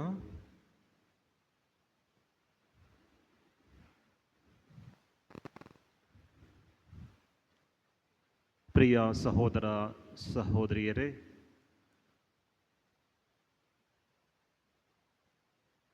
ಇಂದು ನಮ್ಮ ಅನುಭವದ ನೆಲೆಯಲ್ಲಿ ಒಂದು ದೊಡ್ಡ ಬಿರುಗಾಳಿಯೇ ಬೀಸಿದೆ. ಮನದಿಂದಲೂ ಅನುಭವದಿಂದಲೂ ಗ್ರಹಿಸಿಕೊಳ್ಳಲು ಅಸಾಧ್ಯವಾದ ಒಂದು ಪರಿಸ್ಥಿತಿ ನಡೆಯುತ್ತಿದೆ. ಪ್ರಭು ಯೇಸು ಕ್ರಿಸ್ತರು ಶಿಲುಬೆಯ ಮೇಲೆ ತನ್ನ ಪ್ರಾಣವನ್ನು ಅರ್ಪಿಸುತ್ತಾರೆ. ಪ್ರಭು ಯೇಸುವನ್ನು ಇಡೀ ರಾತ್ರಿ ಅವರನ್ನು ಚಿತ್ರಹಿಂಸೆಗೆ ಒಳಪಡಿಸುತ್ತಾರೆ. ಅವರನ್ನು ಕಲ್ಲಿನ ಕಂಬಕ್ಕೆ ಕಟ್ಟಿ ಚಾಟಿಗಳಿಂದ ಚರ್ಮ ಸುಲಿಯುವಂತೆ ಒಡೆಯುತ್ತಾರೆ. ಅವರ ತಲೆಗೆ ಮುಳ್ಳಿನ ಕಿರೀಟವನ್ನು ಹಾಕಿ ರಕ್ತ ಸುರಿಯುವಂತೆ ಮಾಡುತ್ತಾರೆ. ಅವರ ಮುಖದ ಮೇಲೆ ಉಗುಳುತ್ತಾರೆ ಹಾಗೂ ಅವರ ಕಣ್ಣಿಗೆ ಬಟ್ಟೆಯನ್ನು ಕಟ್ಟಿ ಒಡೆದು, ನಿನ್ನನ್ನು ಒಡೆದವರು ಯಾರು ಎಂದು ಹೇಳು ಎಂಬುದಾಗಿ ಅವರನ್ನು ಅಣಕಿಸುತ್ತಾರೆ. ಅವರ ಕೆನ್ನೆಗೆ ಒಡೆಯುತ್ತಾರೆ. ಹೀಗೆ ವಿವಿಧ ರೀತಿಯಲ್ಲಿ ಪ್ರಭು ಯೇಸು ಕ್ರಿಸ್ತರನ್ನು ಚಿತ್ರ ಹಿಂಸೆಗೆ ಒಳಪಡಿಸುತ್ತಾರೆ. ಭಾರವಾದ ಶಿಲುಬೆಯನ್ನು ಕೊಟ್ಟು ಆ ಒಂದು ಬೀದಿಗಳಲ್ಲಿ ಅವರನ್ನು ಎಳೆದಾಡುತ್ತಾರೆ.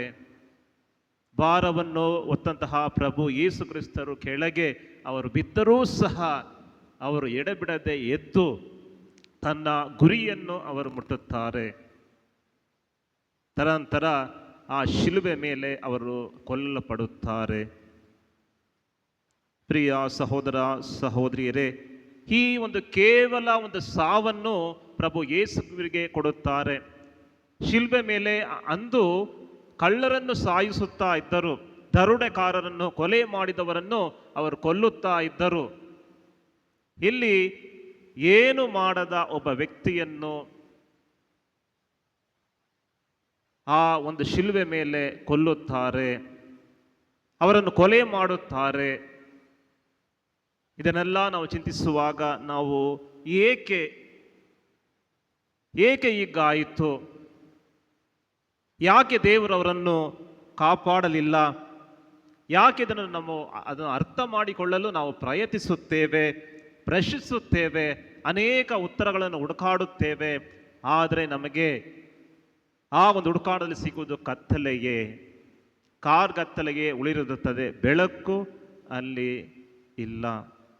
ಪ್ರಿಯ ಸಹೋದರ ಸಹೋದರಿಯರೇ, ಪ್ರಭುವಿನ ಸಾವಿನಲ್ಲಿ ನಾವು ಕಾಣುವ ಒಂದು ಎರಡು ವಿಷಯಗಳನ್ನು ನಾವು ನೋಡುತ್ತೇವೆ. ಪ್ರಭು ಯೇಸು ಕ್ರಿಸ್ತರು ಜೀವಿಸಿದಂತಹ ಕಾಲದಲ್ಲಿ ಆ ದಿನಗಳಲ್ಲಿ ನಾವು ಕಾಣುವ ರಾಜಕೀಯ ಒಂದು ಆಶ್ಚರ್ಯಗಳನ್ನು ನಾವು ನೋಡುತ್ತೇವೆ. ಹಾಗೂ ಎರಡನೇದು ದೈವ ಇಚ್ಛೆಯ ನಿಗೂಢತೆಯನ್ನು ನಾವು ನೋಡುತ್ತೇವೆ. ಒಂದು ರಾಜಕೀಯ ಒಂದು ಆಶ್ಚರ್ಯಗಳನ್ನು ನಾವು ನೋಡುತ್ತೇವೆ, ಒಂದು ದೈವ ಚಿತ್ತದ ನಿಗೂಢತೆಯನ್ನು ನಾವು ನೋಡುತ್ತೇವೆ. ಇವುಗಳನ್ನು ನೋಡುವಾಗ ನಮಗೆ ಅನೇಕ ನೋವು ನಮ್ಮಲ್ಲಿ ಉಂಟಾಗುತ್ತದೆ. ಪ್ರಿಯ ಸಹೋದರ ಸಹೋದರಿಯರೇ, ರಾಜಕೀಯ ಆಶ್ಚರ್ಯಗಳು ಎಂದು ಹೇಳುವುದಾದರೆ ಇಲ್ಲಿ ನಡೆಯುವ ಒಂದು ವಿಷಯಗಳು ಏನೆಂದರೆ, ರೋಮನರು ಹಾಗೂ ಯಹೂದ್ಯರು ಅವರಿಬ್ಬರು ವೈರಿಗಳು ಅವರಾಗಿದ್ದರು. ಒಬ್ಬರಿಗೆ ಒಬ್ಬರು ನೋಡಿದರೆ ಆಗ್ತಾ ಇರಲಿಲ್ಲ. ಅವರು ಹುಟ್ಟು ವೈರಿಗಳು, ಹುಟ್ಟುವಾಗಲೇ ವೈರಿಗಳಾಗಿ ಅವರಿದ್ದರು. ರೋಮನರು ಅಧಿಪತ್ಯದಿಂದ ಅವರನ್ನು ಆಳುತ್ತಾ ಇದ್ದರೆ, ಈ ಯಹೂದ್ಯರು ಗುಲಾಮರಾಗಿ ಅವರ ಕೆಳಗೆ ಅವರು ಕಷ್ಟಪಡುತ್ತಾ ಇದ್ದರು. ಯಾವ ಒಂದು ಸ್ವತಂತ್ರವೂ ಅವರಿಗಿರಲಿಲ್ಲ. ಆದ್ದರಿಂದ ನಮಗೆ ಸ್ವತಂತ್ರ ಬೇಕು ಎಂಬುದಾಗಿ ಅವರು ಜೀವಿಸುತ್ತಾ ಇದ್ದರು, ಕಷ್ಟಪಡುತ್ತಾ ಇದ್ದರು, ತೊಂದರೆಗೆ ಒಳಪಡುತ್ತಾ ಇದ್ದರು, ಪ್ರಯತ್ನಿಸುತ್ತಾ ಇದ್ದರು ಎಂಬುದಾಗಿ ನಾವು ನೋಡುತ್ತೇವೆ. ಹಾಗೂ ಪ್ರಿಯರೇ, ಈ ಯಹೂದ್ಯರು ಅನ್ನು ನಾವು ನೋಡುವಾಗ ಇಲ್ಲಿ ಯಹೂದ್ಯರಲ್ಲಿ ಯಾರು ಮುಖ್ಯ ಯಾಜಕರು, ಫರಿಸಾಯರು, ಈ ಎಲ್ಲ ಅಧಿಕಾರಿಗಳು, ಈ ರೋಮನರ ಅಧಿಕಾರಿಗಳು ಯಾರು ಪಿಲಾತ ಮತ್ತು ಸೀಸರ್, ಇವರ ಜೊತೆಗೆ ಕೈ ಜೋಡಿಸಿ ಒಬ್ಬ ವ್ಯಕ್ತಿಯನ್ನು ಕೊಲೆ ಮಾಡಲು ಅವರು ಉಪಾಯ ಮಾಡುತ್ತಾರೆ. ಪ್ರಭು ಯೇಸುವನ್ನು ಕೊಲೆ ಮಾಡಲು ಆ ಇಬ್ಬರು ವೈರಿಗಳಾಗಿದ್ದರು ಅವರು ಒಟ್ಟಿಗೆ ಬರುತ್ತಾರೆ. ಬಂದು ಅವರಿಗೆ ವೈರಿಯಾಗಿರುವ ಪ್ರಭು ಯೇಸು ಕ್ರಿಸ್ತರನ್ನು ಅವರು ಕೊಲ್ಲಲು ಪ್ರಯತ್ನ ಪಡುತ್ತಾರೆ. ಪ್ರಿಯ ಸಹೋದರ ಸಹೋದರಿಯರೇ, ಇಲ್ಲಿ ನಾವು ನೋಡುವುದೇನೆಂದರೆ, ಇಲ್ಲಿ ಈ ಅಧಿಕಾರ ಆಧಿಪತ್ಯಕ್ಕೆ ಧಕ್ಕೆ ಬರುವಾಗ ನಿರಪರಾಧಿಗಳನ್ನು ಬಲಿ ಕೊಡಲು ಅವರು ಹಿಂಜಲಿಲ್ಲ. ಅದನ್ನೇ ಅಧಿಕಾರಿಗಳು ಮಾಡುವುದು. ತನ್ನ ಅಧಿಕಾರಕ್ಕೆ ಆಧಿಪತ್ಯಕ್ಕೆ ಯಾಕೆ ಧಕ್ಕೆ ಬರುತ್ತದೆ ಅಂತ ಹೇಳುವಾಗ ಅಲ್ಲಿರುವ ನಿರಪರಾಧಿಗಳನ್ನು ಸಹ ಬಲಿ ಕೊಟ್ಟು ಅದನ್ನು ಉಳಿಸಿಕೊಳ್ಳಲು ಅವರು ಪ್ರಯತ್ನ ಪಡುತ್ತಾರೆ. ಪ್ರಿಯ ಸಹೋದರ ಸಹೋದರಿಯರೇ, ಇನ್ನೊಂದು ಕಡೆ ನಾವು ನೋಡುತ್ತೇವೆ, ದೈವ ಇಚ್ಛೆಯ ನಿಗೂಢತೆಯನ್ನು ನಾವು ನೋಡುತ್ತೇವೆ. ಈ ದೈವ ಇಚ್ಛೆ ನಿಗೂಢತೆ ನಮಗೆ ಕೆಲವೊಮ್ಮೆ ಅರ್ಥವಾಗುವುದಿಲ್ಲ.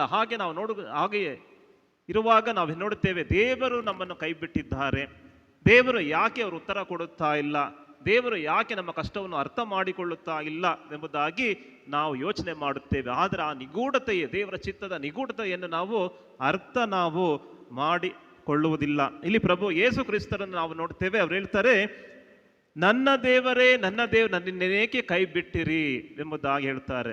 ಏಲಿ ಏಲಿ ಲಾಮ ಸಮಗ್ಧಾನಿ ಎಂಬುದಾಗಿ ಪ್ರಭು ಯೇಸು ಕ್ರಿಸ್ತರು ಹೇಳುತ್ತಾರೆ. ಈ ವಾಕ್ಯಗಳು ನುಡಿಯುವಾಗ ಪ್ರಭು ಯೇಸು ಕ್ರಿಸ್ತರಲ್ಲಿ ಎಷ್ಟೊಂದು ನೋವಿದ್ದಿರಬಹುದು, ಅವರು ಎಷ್ಟು ಹಿಂಸೆಗಳನ್ನು ಅವರು ಅನುಭವಿಸಿರಬಹುದು.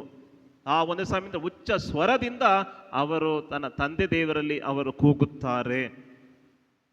ಕೀರ್ತನೆ 22ರಲ್ಲಿ ಕಾಣುವ ವಾಕ್ಯವನ್ನು ಯೇಸು ಅಲ್ಲಿ ಉಚ್ಚರಿಸುತ್ತಾರೆ. ಇದನ್ನು ಧ್ಯಾನಿಸುವಾಗ ಯೇಸುವಿನ ಮನದಾಳದ ನೋವು, ದೈಹಿಕ ರೀತಿಯಲ್ಲಿ ಅವರ ನೋವನ್ನು ನಾವು ಊಹಿಸಲು ಸಾಧ್ಯವಿಲ್ಲ. ನಮಗೇನಾದ್ರೆ ಒಂದು ಮುಳ್ಳು ಚುಚ್ಚಿದ್ರೆ ಆವಾಗಲೂ ನಾವು ಎಷ್ಟು ಕಷ್ಟಪಡ್ತೀವಿ. ಏನೋ ಒಂದು ಪಿನ್ ಚುಚ್ಚಿದ್ರೆ, ಇಲ್ಲ ಗ್ಲಾಸ್ ಪೀಸ್ ಚುಚ್ಚಿದ್ರೆ ಎಷ್ಟೋ ಕಷ್ಟಪಡ್ತೀವಿ. ತಲೆನೋವು ಬಂದರೆ ನಾವು ಎಷ್ಟೋ ತೊಂದರೆ ಅನುಭವಿಸ್ತೀವಿ, ಏನಪ್ಪ ಎಷ್ಟು ನೋವು ಅಂತ. ಆದರೆ ಪ್ರಭು ಯೇಸುವಿನಲ್ಲಿ ಮೈಯೆಲ್ಲ ಅವರಿಗೆ ಗಾಯ, ಚರ್ಮ ಸೀಳಿ ಬಂದಿದೆ, ರಕ್ತ ಸುರಿಯುತ್ತಾ ಇದೆ, ತಲೆಯಿಂದ ಕಾಲಿನವರೆಗೂ ಅವರಿಗೆ ಗಾಯ. ಇಂತಹ ಒಂದು ಪರಿಸ್ಥಿತಿಯಲ್ಲಿ ಅವರು ಎಷ್ಟು ನೊಂದಿರಬಹುದು. ಪ್ರಿಯ ಸಹೋದರ ಸಹೋದರರೇ, ಇಲ್ಲಿ ನಾವು ನೋಡ್ತೇವೆ, ನಾನು ಅಳುವಾಗ, ನಾನು ಕೂಗುವಾಗ ಕೇಳದೆ ಯಾಕೆ ಉತ್ತರ ಈಯಲಿಲ್ಲ, ದೇವರು ಇರಲಿಲ್ಲ ಎಂಬ ಅರಿವು ಯೇಸುವನ್ನು ಮತ್ತಷ್ಟು ಅಲ್ಲಿ ಗಾಯಕ್ಕೆ ಒಳಗಾಗುವುದನ್ನು ನಾವು ನೋಡುತ್ತೇವೆ. ಆದರೂ ಅವರು ಮುಂದೆ ಸಾಗುತ್ತಾರೆ.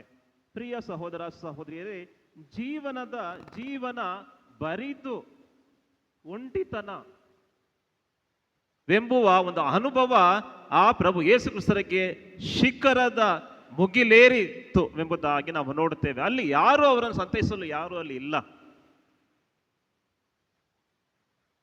ಅವರ ನೋವು ಅಷ್ಟು ಭೀಕರವಾಗಿ ಅಲ್ಲಿ ಇರುತ್ತದೆ. ಜೆಸಮಿನ ತೋಪಿನಲ್ಲಿ ಅವರ ಕಷ್ಟದ ಕೊಡವನ್ನು ಹೊರಲು ಜೊತೆ ಇರಲು ಅಲ್ಲಿ ಶಿಷ್ಯರು ಇರಲಿಲ್ಲ. ಇಲ್ಲಿ ನಾವು ನೋಡುತ್ತೇವೆ, ಇಲ್ಲಿ ಎಲ್ಲರೂ ಅವರು ಚದುರಿ ಹೋಗಿದ್ದರು, ಭಯದಿಂದ ಅವರು ಓಡಿ ಹೋಗಿದ್ದರು ಎಂಬುದನ್ನು ನಾವು ನೋಡ್ತೇವೆ. ಈ ಒಂದು ನೋವು ಪ್ರಭು ಯೇಸು ಕ್ರಿಸ್ತರನ್ನು ಒಬ್ಬಂಟಿಗರಾಗಿ ಅವರನ್ನು ಮಾಡುತ್ತದೆ. ಪ್ರಿಯ ಸಹೋದರ ಸಹೋದರಿಯರೇ, ಯೇಸು ಜೋದಾ ನದಿಯಲ್ಲಿ ದೀಕ್ಷಾಸ್ನಾನ ಪಡೆಯುವಾಗ ದೇವರ ಸ್ವರ ಕೇಳಿತ್ತು, ಇವನೇ ನನ್ನ ಪುತ್ರ, ನನಗೆ ಪ್ರಿಯವಾದವರು ಎಂಬುದಾಗಿ ದೇವರ ಸ್ವರ ಅಲ್ಲಿ ಕೇಳಿ ಬರುತ್ತದೆ. ಹಾಗೆ ಪ್ರಭು ಯೇಸು ಕ್ರಿಸ್ತರು ಬೆಟ್ಟದ ಮೇಲೆ ರೂಪಾಂತರಗೊಳ್ಳುವಾಗ ಅಲ್ಲೂ ದೇವರು ಮಾತನಾಡುತ್ತಾರೆ. ಅವರು ದೇವಾಲಯದ ಪ್ರಬೋಧನೆ ಮಾಡುವಾಗ ಅಲ್ಲೂ ಅವರು ಪ್ರಭು ಯೇಸು ದೇವರ ಸ್ವರ ಅಲ್ಲಿ ಕೇಳುತ್ತದೆ. ಹೀಗೆ ಎಲ್ಲಾ ಕಡೆ ಅವರ ಸ್ವರಗಳು ಕೇಳುತ್ತಿದ್ದ ಒಂದು ಸ್ವರ ಈ ಒಂದು ಸಮಯದಲ್ಲಿ ಅಲ್ಲಿ ದೇವರ ಸ್ವರನೇ ಅಲ್ಲಿ ಇಲ್ಲ. ಪ್ರಿಯ ಸಹೋದರ ಸಹೋದರಿಯರೇ, ರಷ್ಯಾದ ಬರಹಗಾರ, ಕಾದಂಬರಿಗಾರ ಹಾಗೂ ತತ್ವಶಾಸ್ತ್ರಜ್ಞ ಅವರು ಹೇಳುತ್ತಾರೆ,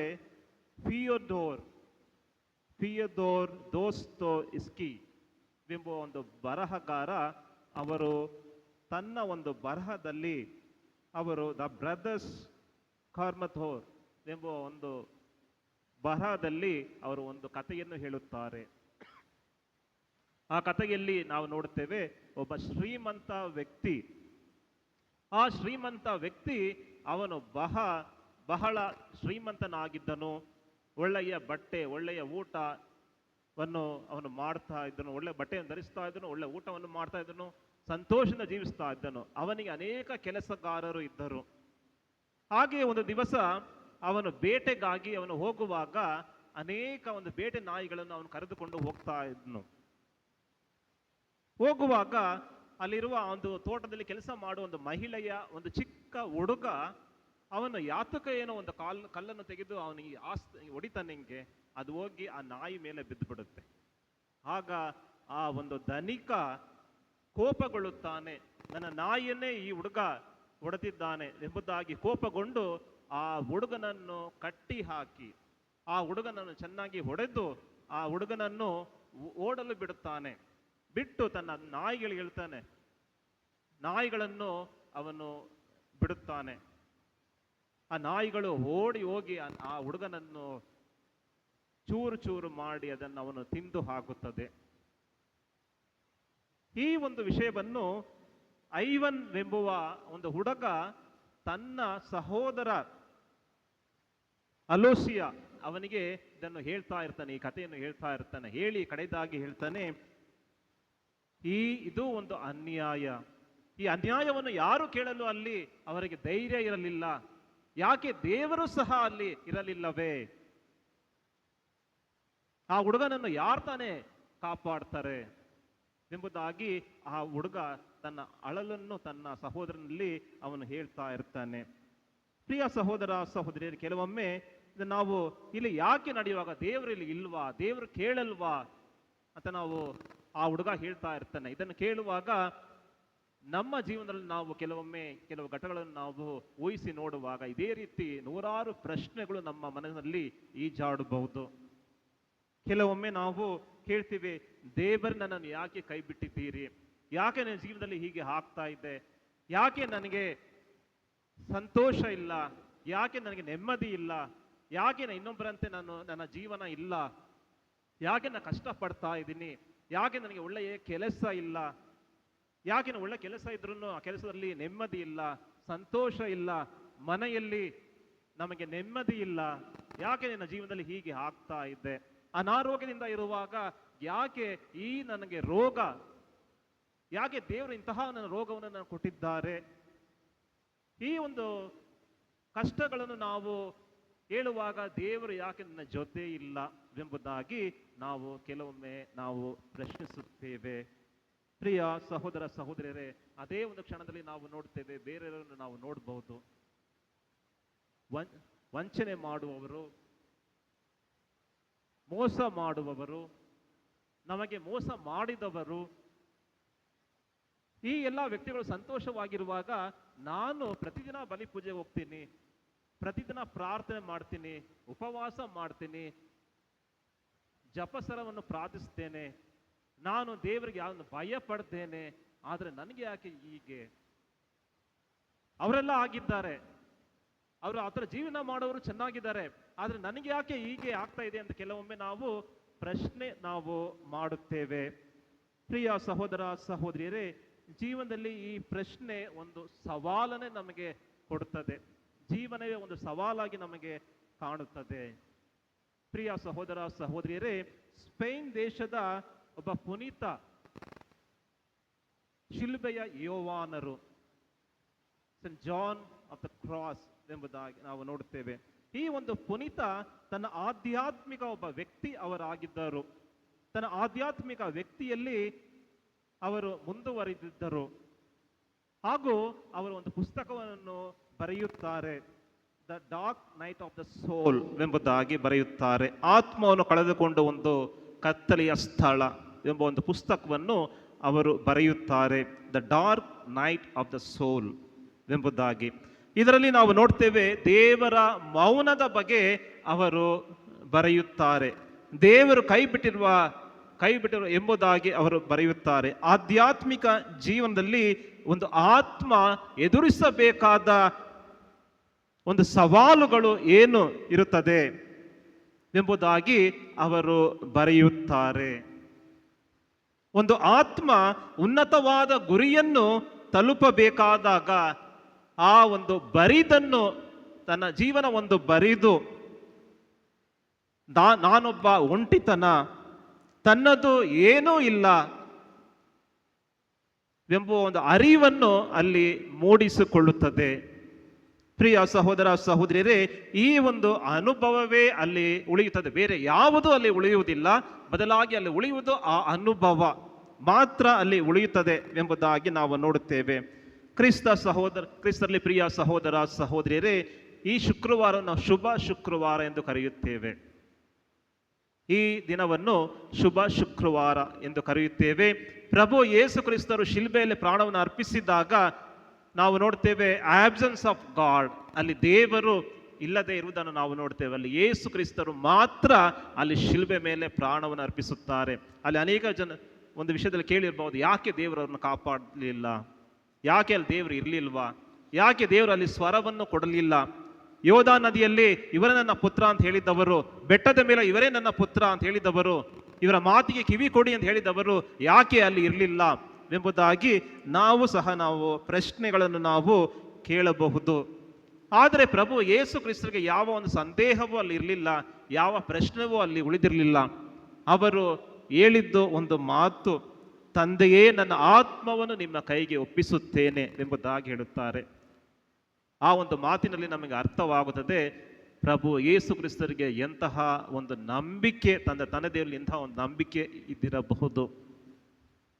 ಆದ್ದರಿಂದಲೇ ಅವರು ಹೇಳುತ್ತಾರೆ, ತಂದೆಯೇ ನನ್ನ ಆತ್ಮವನ್ನು ನಿಮ್ಮ ಕೈಗೆ ಒಪ್ಪಿಸುತ್ತೇನೆ ಎಂಬುದಾಗಿ ಹೇಳುತ್ತಾರೆ. ಪ್ರಿಯ ಸಹೋದರ ಸಹೋದರಿಯರೇ, ಆ ಪ್ರಭು ಯೇಸು ಕ್ರಿಸ್ತರಲ್ಲಿದ್ದಂತಹ ನಂಬಿಕೆ ಇಂದು ನಮ್ಮ ಪ್ರತಿಯೊಬ್ಬರಿಗೂ ನಮಗೂ ಬೇಕು. ಪ್ರತಿಯೊಂದು ಸನ್ನಿವೇಶದಲ್ಲೂ ನಮಗೆ ಬೇಕು.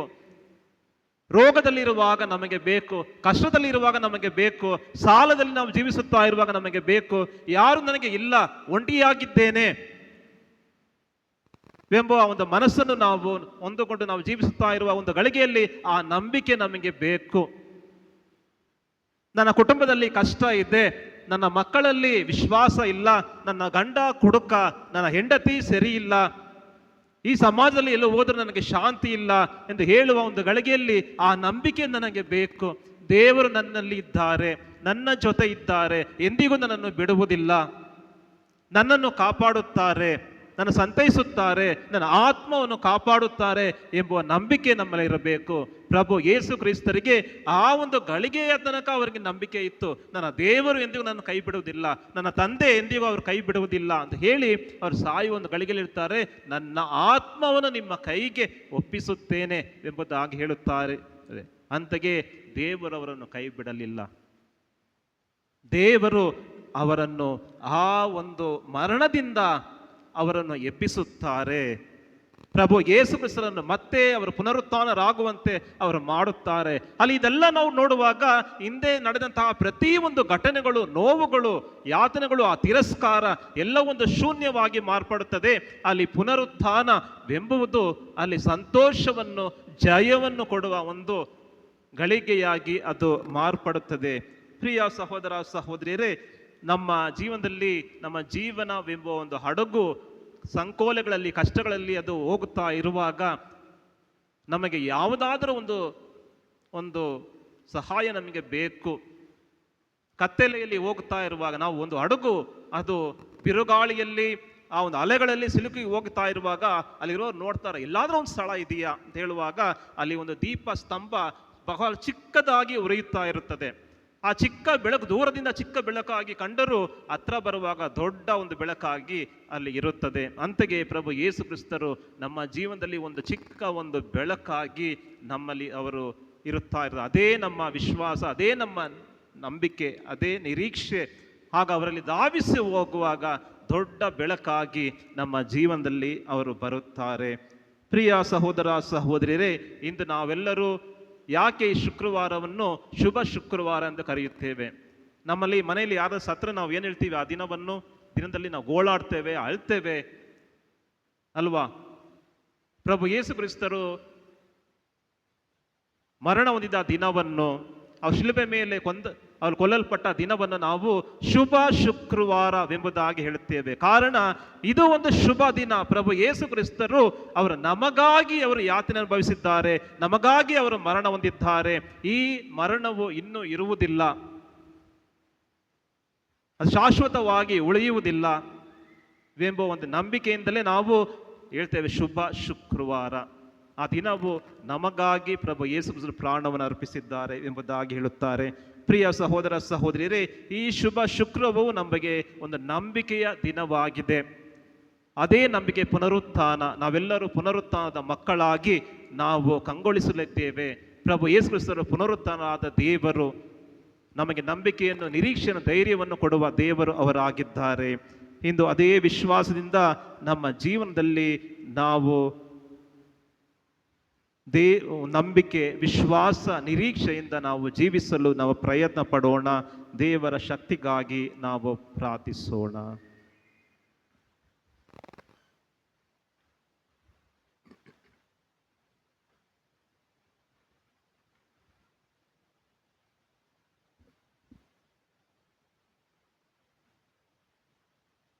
ಎರಡನೆಯ ಭಾಗ ಸಾಮೂಹಿಕ ಮತ್ತು ಸಾಂಭ್ರಮಿಕ ಪ್ರಾರ್ಥನೆಗಳು. ಕ್ರೈಸ್ತ ಧರ್ಮ ವೈಯಕ್ತಿಕ ಧರ್ಮವಲ್ಲ, ಸರ್ವರ ಒಳಿತನ್ನು ಬಯಸುವ ಸಮಾಜಮುಖಿ ಧರ್ಮ.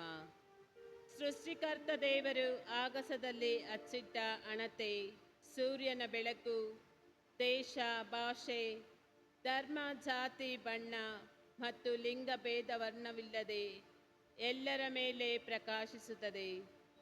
ಆಕಾಶದಿಂದ ಸುರಿಯುವ ಮಳೆಗೆ ಭೇದ ಭಾವಗಳ ಗೋಜಿಲ್ಲ. ಎಲ್ಲರ ಒಡಲು, ನೆಲ, ಮನೆ, ಕೆರೆ, ಬಾವಿಗಳಿಗೆ ನೀರುಣಿಸಿ ಭೂಮಿಗೆ ತಂಪೆರೆದು ನೆಲವನ್ನು ಹಸಿರಾಗಿಸುತ್ತದೆ. ಕ್ರೈಸ್ತರು ನಡೆಸುವ ಶಾಲೆ, ಕಾಲೇಜು, ಸಮಾಜ ಸೇವಾ ಸಂಸ್ಥೆಗಳು ಮತ್ತು ಆಸ್ಪತ್ರೆಗಳು ಎಲ್ಲರ ಅಭ್ಯುದಯಕ್ಕೆ ನಿರಂತರ ಶ್ರಮಿಸುತ್ತದೆ. ಪ್ರಭು ಕ್ರೈಸ್ತ ಸಹ ತನ್ನ ಲೌಕಿಕ ಬದುಕಿನುದ್ದಕ್ಕೂ ಬಡವ, ಬಲ್ಲಿದ, ಹೆಣ್ಣು ಗಂಡು, ಸಜ್ಜನ, ದುರ್ಜನ, ರೋಗಿ, ಆರೋಗ್ಯವಂತ, ಸಂಸಾರಿ, ವ್ಯಭಿಚಾರಿ ಎಂದು ಭೇದವೆನಿಸಲಿಲ್ಲ. ಎಲ್ಲರ ಮೇಲೆ ಅನುಕಂಪದ ಧಾರೆ ಎರೆದ ಧರ್ಮಸಭೆಯ ಇತಿಹಾಸದಲ್ಲಿ ಸಂತ ಶ್ರೇಷ್ಠರು ಹಿಂಸೆಯ ನಡುವೆಯೂ ದುರ್ಜನರ ಮನ ಪರಿವರ್ತನೆಗೆ ದೀನದನ ದಯಾತೆಯಿಂದ ಪ್ರಾರ್ಥಿಸಿ ಔದಾರ್ಯವನ್ನು ಮೆರೆದಿದ್ದಾರೆ. ಈ ವಿಶಿಷ್ಟ ಪರಂಪರೆಯನ್ನು ಅನುಸರಿಸುವ ಶ್ರೀ ಧರ್ಮಸಭೆಯೂ ಸಹ ಇಂದು ಸರ್ವರ ಒಳಿತಿಗಾಗಿ ಭಕ್ತಿಯಿಂದ ಪ್ರಾರ್ಥಿಸಲು ನಮ್ಮನ್ನು ಆಹ್ವಾನಿಸುತ್ತದೆ. ಪ್ರಾರ್ಥನೆ ಭಗವಂತನ ಮತ್ತು ಭಕ್ತನ ನಡುವಿನ ಅವಿನಾ ಸಂಬಂಧ. ಈ ಸಂಬಂಧದಲ್ಲಿ ನಾನು ನನಗಾಗಿ ಉಳಿಯದೆ ಇಡೀ ವಿಶ್ವ ಸಮುದಾಯದ ಅಗತ್ಯಗಳಿಗೆ ಪ್ರಾರ್ಥಿಸುವುದರ ಮೂಲಕ ವಿಶ್ವ ಮಾನವನಾಗುವುದರತ್ತ ಹೆಜ್ಜೆ ಹಾಕಬಹುದು. ಬನ್ನಿ ಭಕ್ತಿಯಿಂದ ಶಿಲುಬೆಯ ಅಡಿಯಲ್ಲಿ ಕುಳಿತು ಇಡೀ ವಿಶ್ವ ಬಾಂಧವ್ಯದೆಲ್ಲರಿಗೂ ಭಕ್ತಿಯಿಂದ ಪ್ರಾರ್ಥಿಸೋಣ. ನಮ್ಮ ಪ್ರಾರ್ಥನೆ ಪರಸ್ಪರ ಅರಿವನ್ನು ಬೆಳೆಯಲಿ. ನಮ್ಮ ಸುತ್ತಲ ಜನರ ಸಮಸ್ಯೆಗಳ ಅರಿವಿನೊಂದಿಗೆ ಮನದಾಳದಲ್ಲಿ ಔದಾರ್ಯದ ಎಲ್ಲೆಯನ್ನು ವಿಸ್ತರಿಸೋಣ.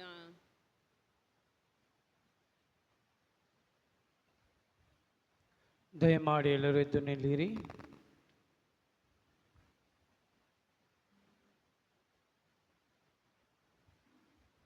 ಪವಿತ್ರ ಧರ್ಮಸಭೆಗಾಗಿ ಪವಿತ್ರ ಧರ್ಮಸಭೆಗಾಗಿ ಅತಿ ಪ್ರಿಯರೇ, ದೇವರ ಪವಿತ್ರ ಧರ್ಮಸಭೆಗಾಗಿ ಪ್ರಾರ್ಥಿಸೋಣ.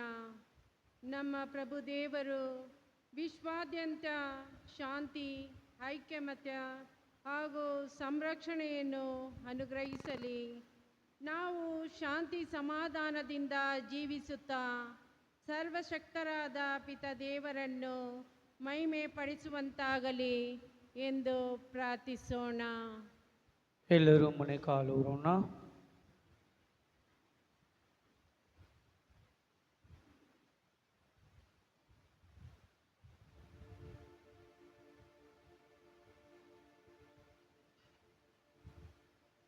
ಎದ್ದು ನಿಲ್ಲೋಣ.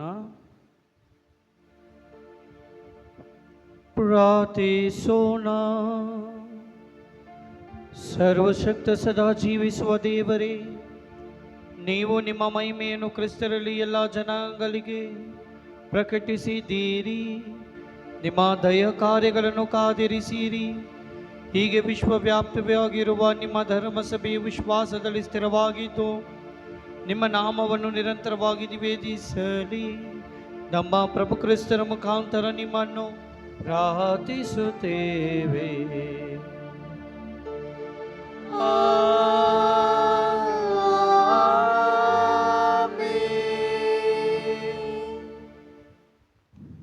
ವಿಶ್ವಗುರುವಿಗಾಗಿ ನಮ್ಮ ಪೂಜ್ಯ ತಂದೆ ವಿಶ್ವಗುರು ಫ್ರಾನ್ಸಿಸ್ ರವರಿಗಾಗಿ ಪ್ರಾರ್ಥಿಸೋಣ. ಧರ್ಮಾಧ್ಯಕ್ಷ ವರ್ಗಕ್ಕೆ ಅವರನ್ನು ಆರಿಸಿಕೊಂಡ ನಮ್ಮ ಪ್ರಭು ದೇವರು ಪವಿತ್ರ ಧರ್ಮಸಭೆಗಾಗಿಯೂ ದೇವರ ಪವಿತ್ರ ಪ್ರಜೆಯನ್ನು ಪಾಲಿಸುವುದಕ್ಕಾಗಿಯೂ ಅವರನ್ನು ಸುರಕ್ಷತೆಯಿಂದಲೂ ಸುಕ್ಷೇಮದಿಂದಲೂ ಕಾಪಾಡಲೆಂದು ಪ್ರಾರ್ಥಿಸೋಣ. ಎಲ್ಲರೂ ಮನೆ ಕಾಲೂರೋಣ.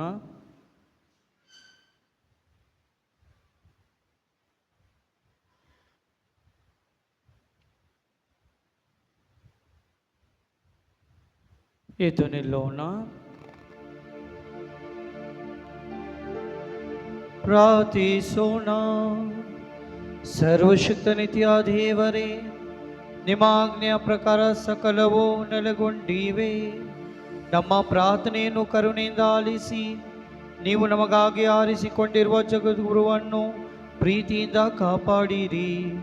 ನಿಮ್ಮ ಆಳ್ವಿಕೆಯಲ್ಲಿ ಇರುವ ಕ್ರೈಸ್ತ ಪ್ರಜೆಯು ಇಂತಹ ಶ್ರೇಷ್ಠ ಜಗದ್ಗುರುವಿನ ಅಧೀನದಲ್ಲಿ ತನ್ನ ವಿಶ್ವಾಸದ ಪುಣ್ಯ ಫಲಗಳನ್ನು ಅಧಿಕವಾಗಿ ಪಡೆಯಲಿ.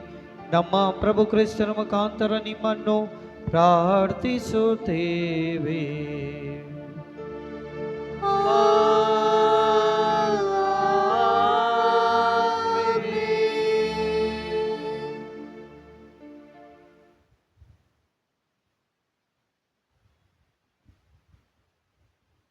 ಯಾಜಕ ವರ್ಗದವರಿಗಾಗಿ ಹಾಗೂ ಭಕ್ತ ಸಮುದಾಯಕ್ಕಾಗಿ ನಮ್ಮ ಧರ್ಮಾಧ್ಯಕ್ಷರಾದ ಪೀಟರ್ ಮಚಾಡೋರವರಿಗಾಗಿ, ಸಹಾಯಕ ಧರ್ಮಾಧ್ಯಕ್ಷರಿಗಾಗಿಯೂ ಎಲ್ಲ ಧರ್ಮಾಧ್ಯಕ್ಷರಿಗಾಗಿಯೂ ಯಾಜಕರಿಗಾಗಿಯೂ ಸೇವಾದರ್ಶಿಗಳಿಗಾಗಿಯೂ ಹಾಗೂ ಸಕಲ ವಿಶ್ವಾಸಿಗಳ ಸಮುದಾಯಕ್ಕಾಗಿಯೂ ಪ್ರಾರ್ಥಿಸೋಣ.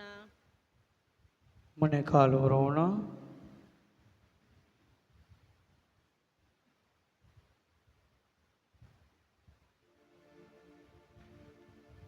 ಎದ್ದು ನಿಲ್ಲೋಣ. ಸರ್ವಶಕ್ತ ನಿತ್ಯ ದೇವರೇ, ನಿಮ್ಮ ಪವಿತ್ರ ಆತ್ಮರ ಮುಖಾಂತರ ಧರ್ಮಸಭೆಯ ಇಡೀ ಶರೀರವನ್ನು ಪಾವನಗೊಳಿಸಿ ಪರಿಪಾಲಿಸುತ್ತೀರಿ.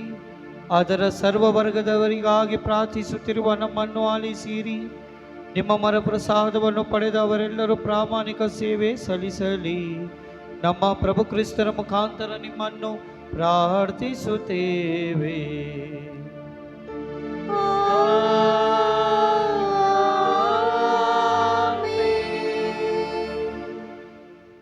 ದೀಕ್ಷಾ ಸ್ನಾನದ ಅಭ್ಯರ್ಥಿಗಳಿಗಾಗಿ ಪ್ರಾರ್ಥಿಸೋಣ. ನಮ್ಮ ಪ್ರಭು ದೇವರು ಅವರ ಅಂತರಂಗದ ಕಿವಿಗಳನ್ನು ಪೂರ್ಣವಾಗಿ ತೆಗೆಯಲಿ ಹಾಗೂ ತಮ್ಮ ದಯೆಯ ದ್ವಾರಗಳನ್ನು ಅವರಿಗೆ ತೆರೆಯಲಿ. ಹೀಗೆ ಈ ಅಭ್ಯರ್ಥಿಗಳು ನವಜೀವನವನ್ನೀಯುವ ನೀರಿನಿಂದ ತಮ್ಮ ಎಲ್ಲ ಪಾಪಗಳಿಗೆ ಕ್ಷಮೆಯನ್ನು ಪಡೆದು ನಮ್ಮ ಪ್ರಭು ಯೇಸು ಕ್ರಿಸ್ತರಲ್ಲಿ ನೆಲೆಸುವಂತೆ ಮಾಡಬೇಕೆಂದು ಪ್ರಾರ್ಥಿಸೋಣ. ಮೊಣಕಾಲು ಊರೋಣ.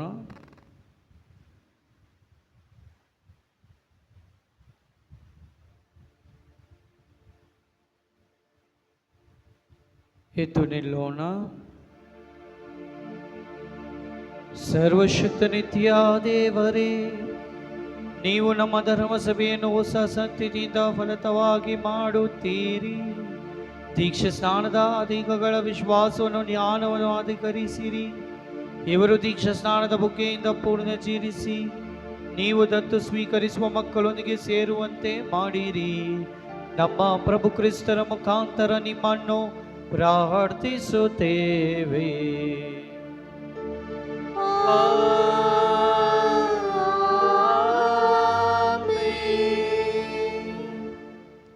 ಕ್ರೈಸ್ತರ ಐಕ್ಯಮತ್ಯಕ್ಕಾಗಿ ಕ್ರಿಸ್ತರನ್ನು ವಿಶ್ವಾಸಿಸುವ ನಮ್ಮ ಎಲ್ಲ ಸಹೋದರ ಸಹೋದರಿಯರಿಗಾಗಿ ಪ್ರಾರ್ಥಿಸೋಣ. ನಮ್ಮ ಪ್ರಭುದೇವರು ಸತ್ಯವಂತರಾಗಿ ಬಾಳುವ ಎಲ್ಲರನ್ನೂ ತಮ್ಮ ಏಕಧರ್ಮ ಸಭೆಯಲ್ಲಿ ಒಟ್ಟುಗೂಡಿಸಿ ಕಾಪಾಡಲೆಂದು ಪ್ರಾರ್ಥಿಸೋಣ. ಮೊಣಕಾಲು ಊರೋಣ.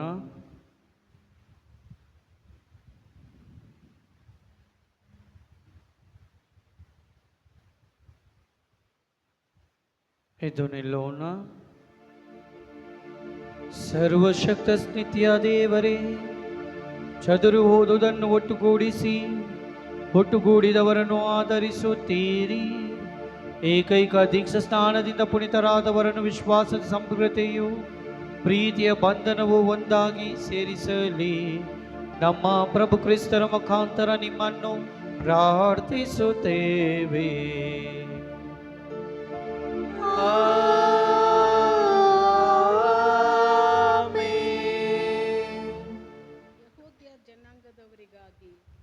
ಯಹೂದ್ಯ ಜನಾಂಗದವರಿಗಾಗಿ ಪ್ರಾರ್ಥಿಸೋಣ. ನಮ್ಮ ಪ್ರಭು ದೇವರು ಮೊತ್ತಮೊದಲು ಇವರೊಂದಿಗೆ ಮಾತನಾಡಿದರು. ದೈವನಾಮದ ಪ್ರೀತಿಯಲ್ಲೂ ಅವರ ಒಡಂಬಡಿಕೆಗೆ ನಿಷ್ಠಾವಂತರಾಗಿರುವುದರಲ್ಲೂ ಇವರು ಪ್ರವರ್ಧಿಸುವಂತೆ ಮಾಡಬೇಕೆಂದು ಪ್ರಾರ್ಥಿಸೋಣ. ಮೊಣಕಾಲು ಊರೋಣ.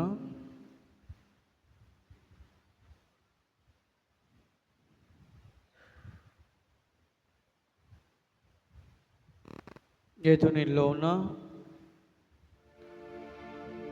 ಸರ್ವಶಕ್ತ ನಿತ್ಯ ದೇವರೇ, ನಿಮ್ಮ ವಾಗ್ದಾನಗಳನ್ನು ಅಬ್ರಹಾಮರಿಗೂ ಅವರ ಸಂತತಿಗೂ ಇತ್ತೀರಿ.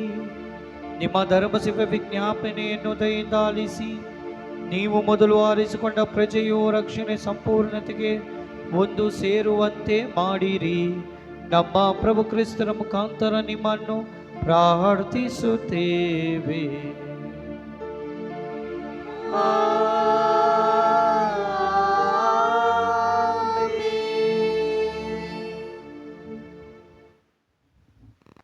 ಕ್ರೈಸ್ತೇತರರಿಗಾಗಿ ಪ್ರಾರ್ಥಿಸೋಣ. ಕ್ರಿಸ್ತರನ್ನು ಇನ್ನೂ ವಿಶ್ವಾಸಿಸದೆ ಇರುವವರಿಗಾಗಿ ಪ್ರಾರ್ಥಿಸೋಣ. ಇವರು ಕೂಡ ಪವಿತ್ರಾತ್ಮರಿಂದ ಜ್ಞಾನೋದಯ ಹೊಂದಿ ರಕ್ಷಣೆಯ ಹಾದಿಯಲ್ಲಿ ನಡೆಯಲು ಶಕ್ತರಾಗಲಿ ಎಂದು ಪ್ರಾರ್ಥಿಸೋಣ. ಮೊಣೆಕಾಲೂರೋಣ.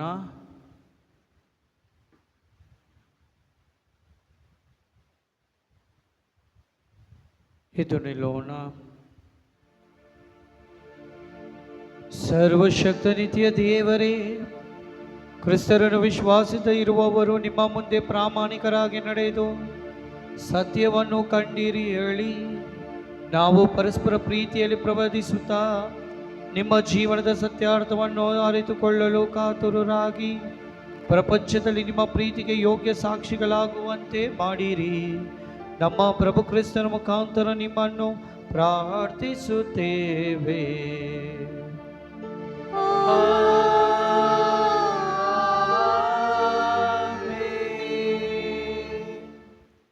ನಾಸ್ತಿಕರಿಗಾಗಿ ದೇವರ ಅಸ್ತಿತ್ವವನ್ನು ಅಂಗೀಕರಿಸದೆ ಇರುವವರಿಗಾಗಿ ಪ್ರಾರ್ಥಿಸೋಣ. ಇವರು ಸತ್ಯ ಅನ್ವೇಷಣೆಯಲ್ಲಿ ತಮ್ಮನ್ನೇ ಪ್ರಾಮಾಣಿಕವಾಗಿ ತೊಡಗಿಸಿಕೊಂಡು ದೇವರನ್ನು ಅರಿತುಕೊಳ್ಳುವ ಮಾರ್ಗವನ್ನು ಕಂಡುಕೊಳ್ಳಲಿ ಎಂದು ಪ್ರಾರ್ಥಿಸೋಣ. ಮೊಣೆಕಾಲೂರೋಣ.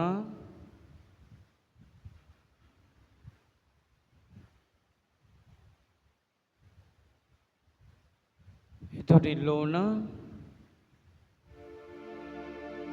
ಸರ್ವಶಕ್ತ ನಿತ್ಯ ದೇವರೇ, ನೀವು ಮಾನವರನ್ನು ಸೃಷ್ಟಿಸಿ ಅವರ ನಿಮ್ಮನ್ನೇ ಆರಿಸುತ್ತಾ ನಿಮ್ಮನ್ನು ಪಡೆದು ಸಂತೃಪ್ತರಾಗುವಂತೆ ಮಾಡಿದ್ದೀರಿ. ಎಲ್ಲ ಅಂತಕಗಳ ನಡುವೆ ಅವರೆಲ್ಲರೂ ನಿಮ್ಮ ಕ್ರೈಸ್ತ ಭಕ್ತರ ಜೀವನಗಳಲ್ಲಿ ನಿಮ್ಮ ಪ್ರೀತಿ ಮತ್ತು ಕರುಣೆಯ ಚಿಹ್ನೆಗಳನ್ನು ಕಂಡು ನೀವೊಬ್ಬರೇ ನಿಜವಾದ ದೇವರೆಂದು ಮಾನವ ಕುಲದ ತಂದೆಯೆಂದು ಆನಂದದಿಂದ ಅಂಗೀಕರಿಸಲಿ. ನಮ್ಮ ಪ್ರಭು ಕ್ರಿಸ್ತರ ಮುಖಾಂತರ ನಿಮ್ಮನ್ನು ಪ್ರಾರ್ಥಿಸುತ್ತೇವೆ.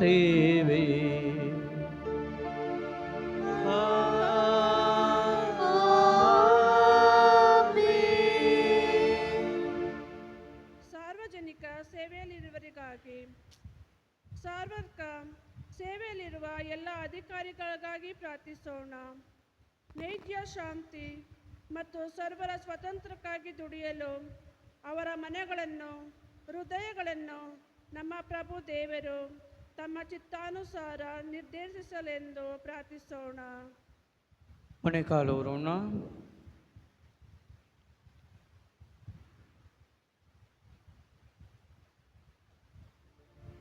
ಎದ್ದು ನಿಲ್ಲೋಣ. ಸರ್ವಶಕ್ತ ನಿತ್ಯ ದೇವರೇ, ಸರ್ವರ ಅಂತರಂಗಗಳನ್ನು ಆಳುವವರು ನೀವೇ. ಎಲ್ಲರ ಹಕ್ಕು ಬಾಧ್ಯತೆಯು ನಿಮ್ಮ ಕೈಯಲ್ಲಿದೆ. ನಮ್ಮನ್ನು ಆಳುವವರನ್ನು ಸಂರಕ್ಷಿಸಿರಿ. ಪ್ರಪಂಚದ ಎಲ್ಲ ಎಡೆಗಳಲ್ಲೂ ಶಾಂತಿಯು, ಜನಾಂಗದ ಅಭಿವೃದ್ಧಿಯು, ಧಾರ್ಮಿಕ ಸ್ವಾತಂತ್ರ್ಯವು ಸುಭದ್ರವಾಗಿ ನೆಲೆಸಲಿ. ನಮ್ಮ ಪ್ರಭು ಕ್ರಿಸ್ತನ ಮುಖಾಂತರ ನಿಮ್ಮನ್ನು ಪ್ರಾರ್ಥಿಸುತ್ತೇವೆ.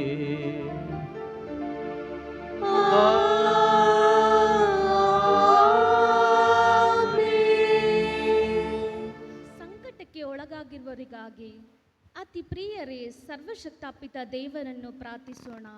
ದೇವರು ಲೋಕದ ಸಕಲ ಲೋಪದೋಷಗಳನ್ನು ತೊಲಗಿಸಲಿ, ರೋಗ ನಿವಾರಿಸಲಿ, ಹಸಿವು ನೀಗಿಸಲಿ, ಸೆರೆಮನೆ ತೆರೆಯಲಿ, ಬಂಧನಗಳನ್ನು ಬಿಡಿಸಲಿ, ಪ್ರಯಾಣಿಕರಿಗೆ ಸುಕ್ಷೇಮವನ್ನೀಯಲಿ, ಯಾತ್ರಿಕರನ್ನು ಸುರಕ್ಷಿತವಾಗಿ ಹಿಂತಿರುಗಿಸಲಿ, ಅಸ್ವಸ್ಥರನ್ನು ಸ್ವಸ್ಥಪಡಿಸಲಿ, ಮರಣಾವಸ್ಥೆಯಲ್ಲಿ ಇರುವವರಿಗೆ ರಕ್ಷಣೆಯನ್ನು ನೀಡಲಿ ಎಂದು ಪ್ರಾರ್ಥಿಸೋಣ. ಮೊಣೆಕಾಲೂರೋಣ.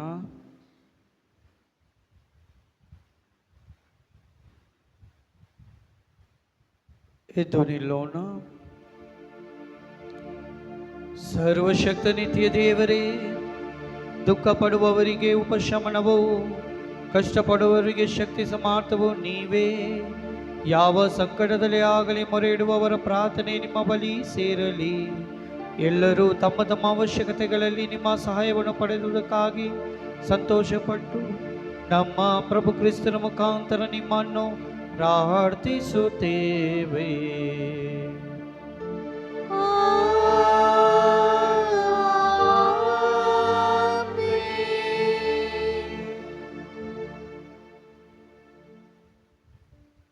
ಮೂರನೆಯ ಭಾಗ ಪವಿತ್ರ ಶಿಲುಬೆಗೆ ಸನ್ಮಾನ.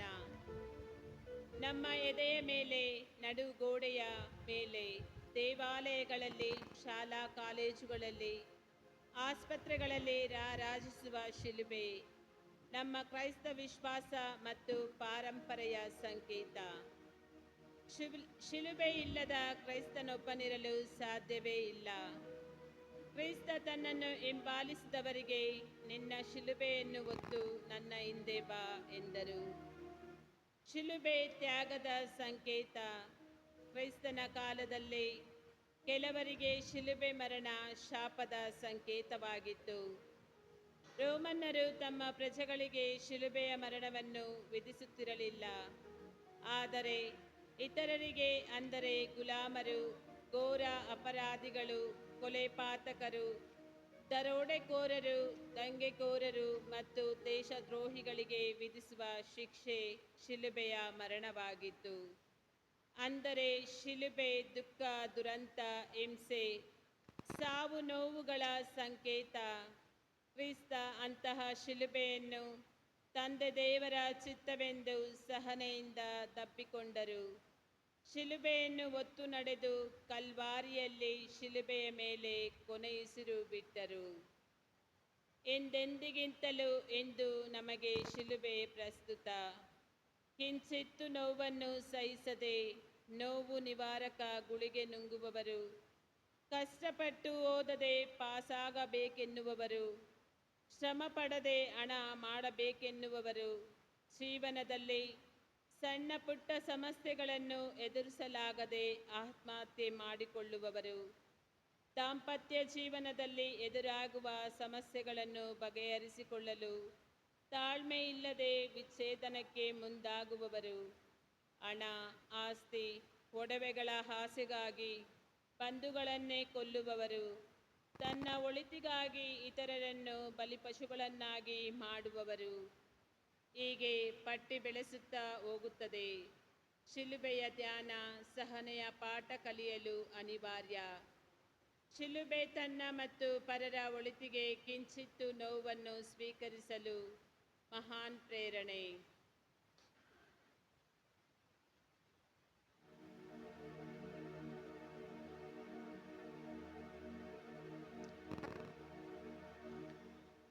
ಈಗೋ ಶಿಲುಬೆ ಮರ, ಲೋಕರಕ್ಷಕರು ತೂಗಾಡಿದ್ದು ಇದರ ಮೇಲೆ.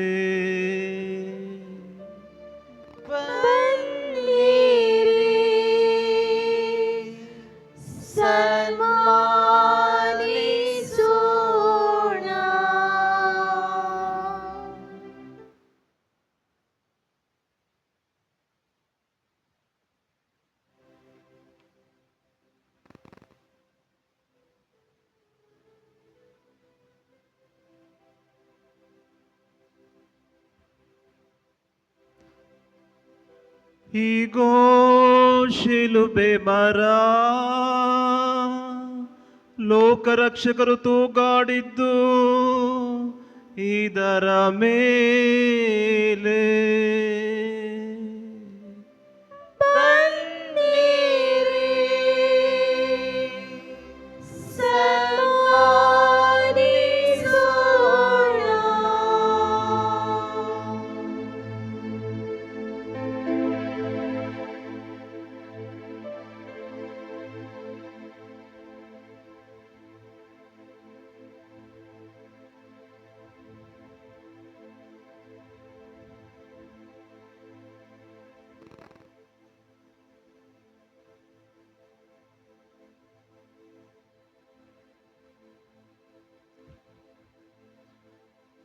ಈಗೋ ಶಿಲುಬೆ ಮರ, ಲೋಕರಕ್ಷಕರು ತೂಗಾಡಿದ್ದು ಇದರ ಮೇಲೆ.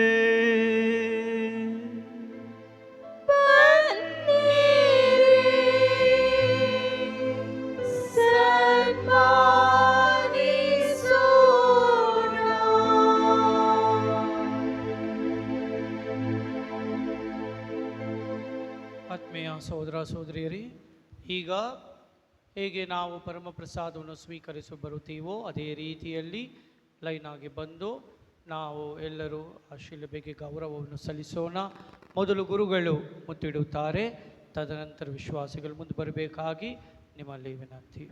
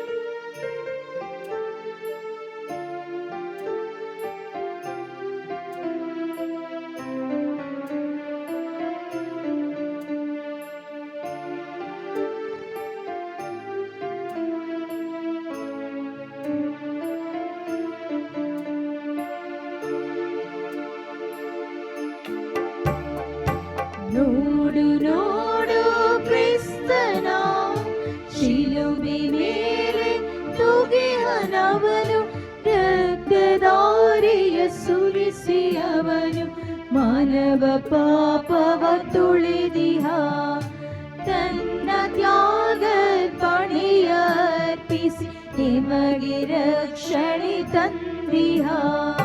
ಬನ್ನಿರಿ ಎಲ್ಲ ಆತನ ಆರಾಧಿಸೋಣ,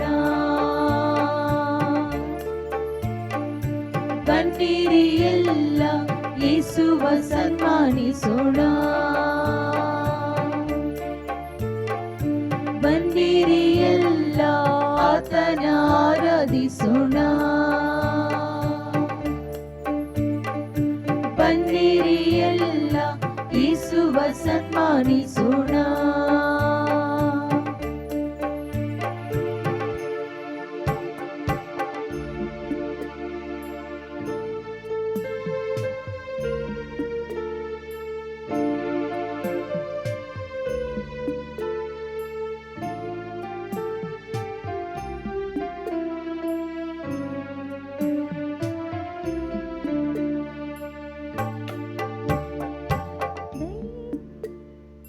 ದೈವ ಪದವಿಯ ತ್ಯಜಿಸಿ ಅವನು ಮಾನವ ರೂಪವ ಧರಿಸಿದ,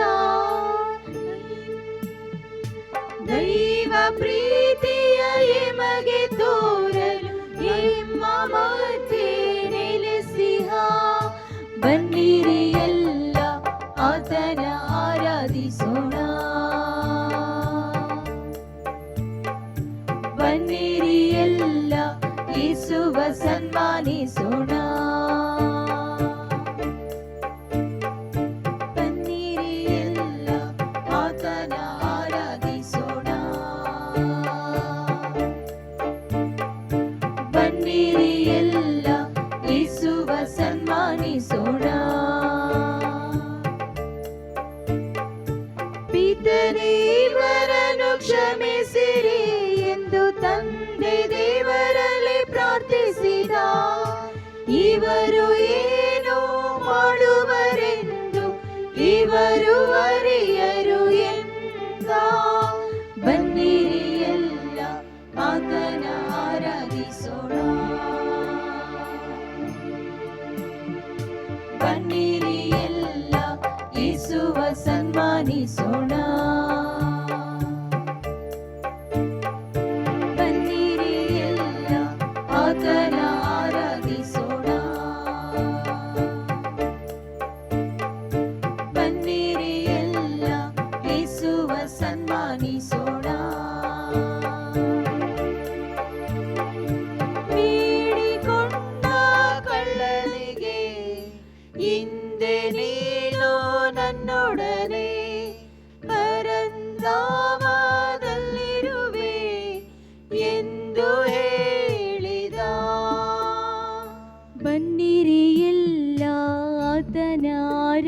ಸನ್ಮಾನಿಸೋಣ.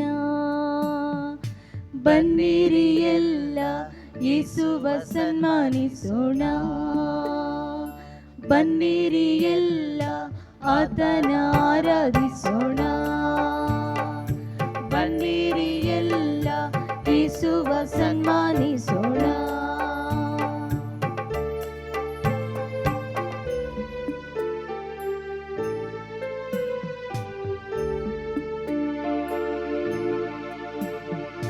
ತನ್ನ ಆಪ್ತ ಶಿಷ್ಯನನ್ನು ನೋಡಿ ಹೀಗೆಂದ, ಈಗೋ ನಿನ್ನ ತಾಯಿ. ತನ್ನ ಪ್ರೀತಿಯ ತಾಯಿಯನ್ನು ನೋಡಿ ಹೀಗೆಂದ, ಈಗೋ ನಿನ್ನ ಮಗ. ಬನ್ನಿರಿ ಎಲ್ಲ ಆತನ ಆರಾಧಿಸೋಣ. ಬನ್ನಿರಿ ಎಲ್ಲ ಯೇಸುವ ಸನ್ಮಾನಿಸೋಣ. ಬನ್ನಿರಿ ಎಲ್ಲ ಆತನ ಆರಾಧಿಸೋಣ. ಬನ್ನಿರಿ ಎಲ್ಲ ಯೇಸುವ ಸನ್ಮಾನಿಸೋಣ. ನನ್ನ ದೇವರೇ ನನ್ನ ದೇವರೇ ನನ್ನನೇಕೆ ಕೈಬಿಟ್ಟಿದ್ದೀರಿ ಎಂದು ಗಟ್ಟಿಯಾಗಿ ಕೂಗಿ ತಂದೆ ದೇವರಲ್ಲಿ ಪ್ರಾರ್ಥಿಸಿದ. ಬನ್ನಿರಿ ಎಲ್ಲ ಆತನ ಆರಾಧಿಸೋಣ. ಬನ್ನಿರಿ ಎಲ್ಲ ಯೇಸುವ ಸನ್ಮಾನಿಸೋಣ. ನನಗೆ ದಾಹವಾಗಿದೆ ಎಂದು ಕೂಗಿದ, ಎಲ್ಲವೂ ನೆರವೇರಿತು ಎಂದು ಹೇಳಿದ. ಬನ್ನಿರಿ ಎಲ್ಲ ಆತನ ಆರಾಧಿಸೋಣ. ಬನ್ನಿರಿ ಎಲ್ಲ ಯೇಸುವ ಸನ್ಮಾನಿಸೋಣ. ಪಿತನೇ ನನ್ನ ಆತ್ಮವನ್ನು ನಿನ್ನ ಕೈಗೆ ಒಪ್ಪಿಸುವೆನು ಎಂದು ಗಟ್ಟಿಯಾಗಿ ಕೂಗಿ ಪ್ರಾಣ ನೀಗಿದ.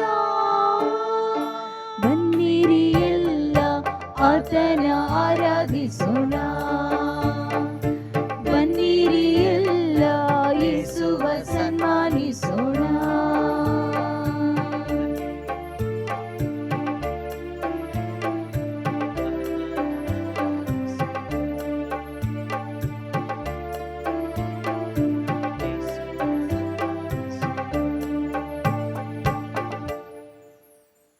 ನಾಲ್ಕನೆಯ ಭಾಗ ಪರಮಪ್ರಸಾದ ಸ್ವೀಕಾರ.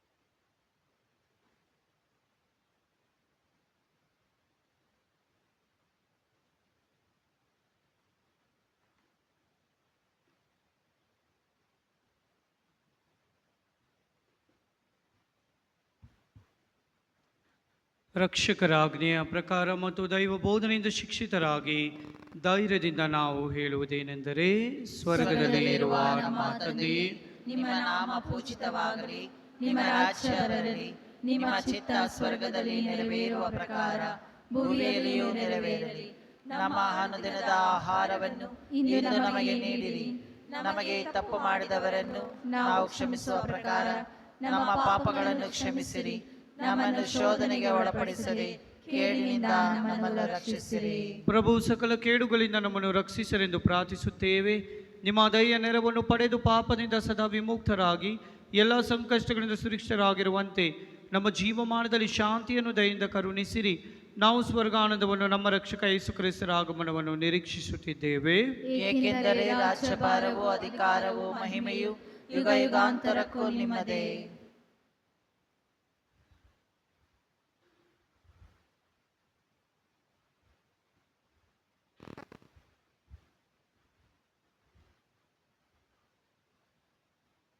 ಈಗೋ ದೇವರ ಕುರಿಮರಿ, ಈಗೋ ಇವರೇ ಲೋಕದ ಪಾಪಗಳನ್ನು ಪರಿಹರಿಸುವವರು.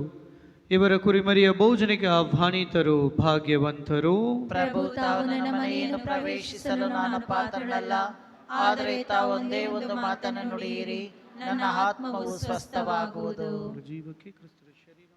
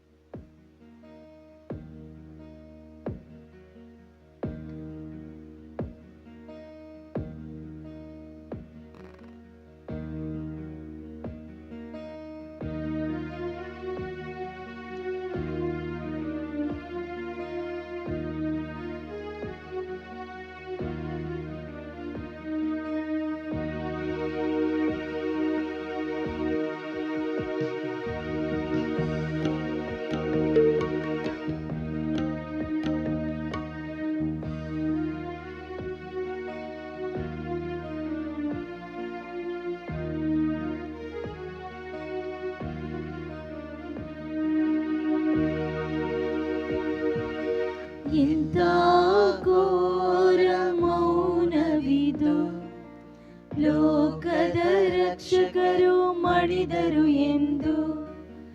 ಎಂಥ ಘೋರ ಮೌನವಿದು, ಲೋಕದ ರಕ್ಷಕರು ಮಡಿದರು ಎಂದು. ಓ ಮನುಜ ನೀ ನೋಡು,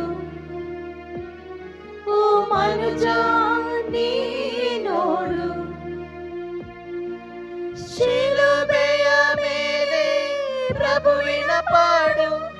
ಈ ಕಷ್ಟವು ನಮ್ಮ ಪಾಪಕ್ಕಾಗಿ, ಈ ಯಾತನೆ ನಮ್ಮ ತಪ್ಪಿಗಾಗಿ. ಸಹಿಸಿದರು ನಮ್ಮೆಲ್ಲರ ರಕ್ಷಣೆಗಾಗಿ.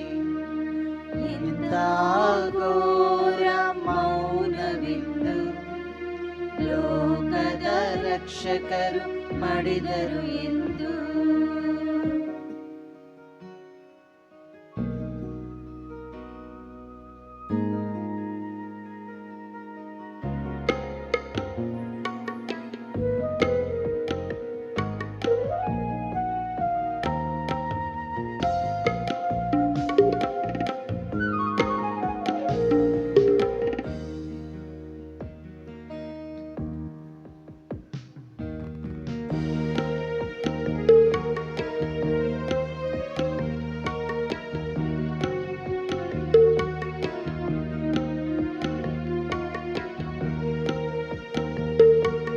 ಕಡುಗೆಂಪು ವರ್ಣದ ವಸ್ತ್ರವ ತೊಟ್ಟು, ಶಿರಬಾಗಿ ನಿಂತರು ಅಪರಾಧಿಯಂತೆ. ಭೂಸ್ವರ್ಗ ರಾಜ್ಯದ ರಾಜಾಧಿರಾಜಗೆ ಶಿರದಲ್ಲಿ ಮುಳ್ಳಿನ ಕಿರೀಟವಂತೆ. ಚಾಟಿಯ ಹೊಡೆತವ ಸಹಿಸಿದರು, ರಕ್ತದ ಗಾಳಿಯ ಎರಿದೆಯರು. ಹೋಸಾನ ಹೋಸಾನ ಎಂದ ಜನರು ಶಿಲುಬೆಗೆ ಏರಿಸಿ ಎನ್ನುತ್ತಿರಲು, ಮೌನವಾಗಿ ಪ್ರಭು ನಿಂತರು. ಮನದಲ್ಲಿ ಬಹಳ ನೊಂದುಕೊಂಡರು. ಪ್ರಭುವೇ ಪ್ರಭುವೇ ಪ್ರಭುವೇ ಪ್ರಭುವೇ ಪ್ರಭುವೇ ಪ್ರಭುವೇ ಪ್ರಭುವೇ ಅಪ್ಪ ಪ್ರಭುವೇ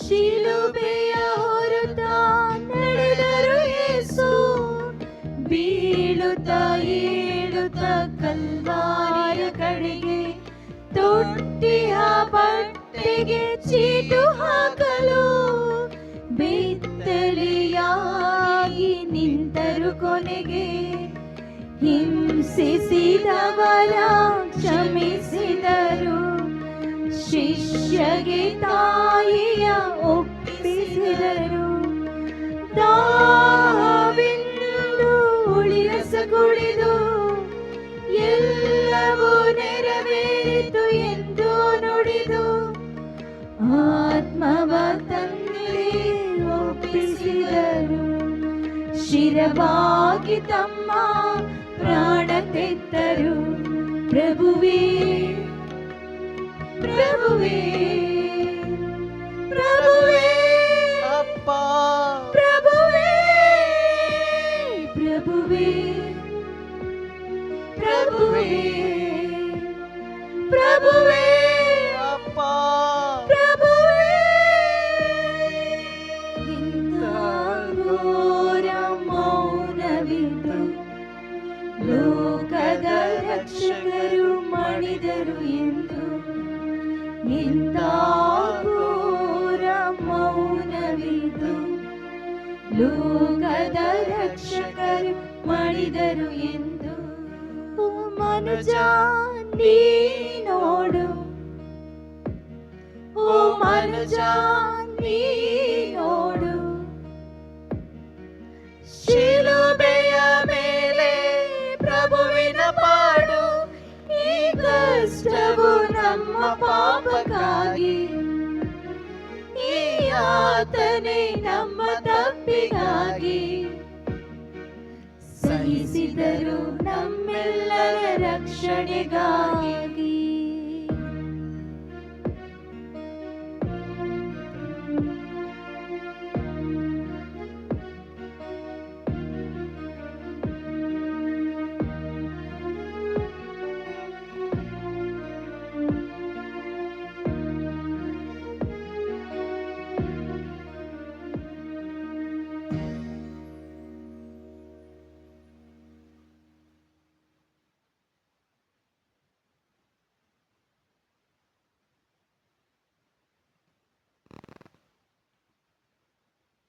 ಆತ್ಮೀಯ ಸಹೋದರ ಸಹೋದರಿಯರೇ, ಈಗ ಈ ಕೊನೆಯ ಪ್ರಾರ್ಥನೆಯ ನಂತರ ಯೇಸು ಸ್ವಾಮಿಯ ಪಾರ್ಥಿವ ಶರೀರದ ಮೆರವಣಿಗೆ ಇರುತ್ತದೆ. ದಯಮಾಡಿ ಆ ಪಾರ್ಥಿವ ಶರೀರ ಇಲ್ಲಿ ಮುಂದೆ ಬಂದ ಮೇಲೆ ಅದನ್ನು ಮಂತ್ರಿಸಿದ ನಂತರ ಆಲ್ಟರ್ ಹುಡುಗರು, ತದನಂತರ ಗುರುಗಳು, ಅದಾದ ಮೇಲೆ ವಿಶ್ವಾಸಿಗಳು ಬರುವಂತೆ ಕೇಳಿಕೊಳ್ಳುತ್ತೇನೆ. ದಯಮಾಡಿ ಮೆರವಣಿಗೆಗೆ ಹೋಗಿ ಇಲ್ಲಿ ಬಂದ ಮೇಲೆ ಎಲ್ಲರೂ ಬಂದು ನೀವು ಮುತ್ತಿಡಬೇಕಾಗಿ ಕೇಳಿಕೊಳ್ಳುತ್ತೇನೆ. ಹೋದ ವರ್ಷ ನಾನು ಹೇಳಿದೆ ಒಂದು ಪದ್ಧತಿ, ಈ ಬೆಂಚ್ ವೈಸ್ ಬರಬೇಕಾಗಿ ವಿನಂತಿ. ಏಕೆಂದರೆ ನಾನು ಇವತ್ತು ಕಿರು ಕ್ರೈಸ್ತ ಸಮುದಾಯದ ಲೀಡರ್ಸ್ಗಳಿಗೆ ಕೊಡಲಾಗಿದೆ ಪೂಜಾ ವಿಧಿ. ದಯಮಾಡಿ ಎಲ್ಲ ಕಿರು ಕ್ರೈಸ್ತ ಸಮುದಾಯದ ಲೀಡರ್ಸ್ ನೋಡಿಕೊಳ್ಬೇಕಾಗಿ, ಯೂತ್ ಮಕ್ಕಳು ಕೂಡ ಇದನ್ನು ಸಹಕರಿಸಬೇಕಾಗಿ ವಿನಂತಿಸಿಕೊಳ್ಳುತ್ತೇನೆ.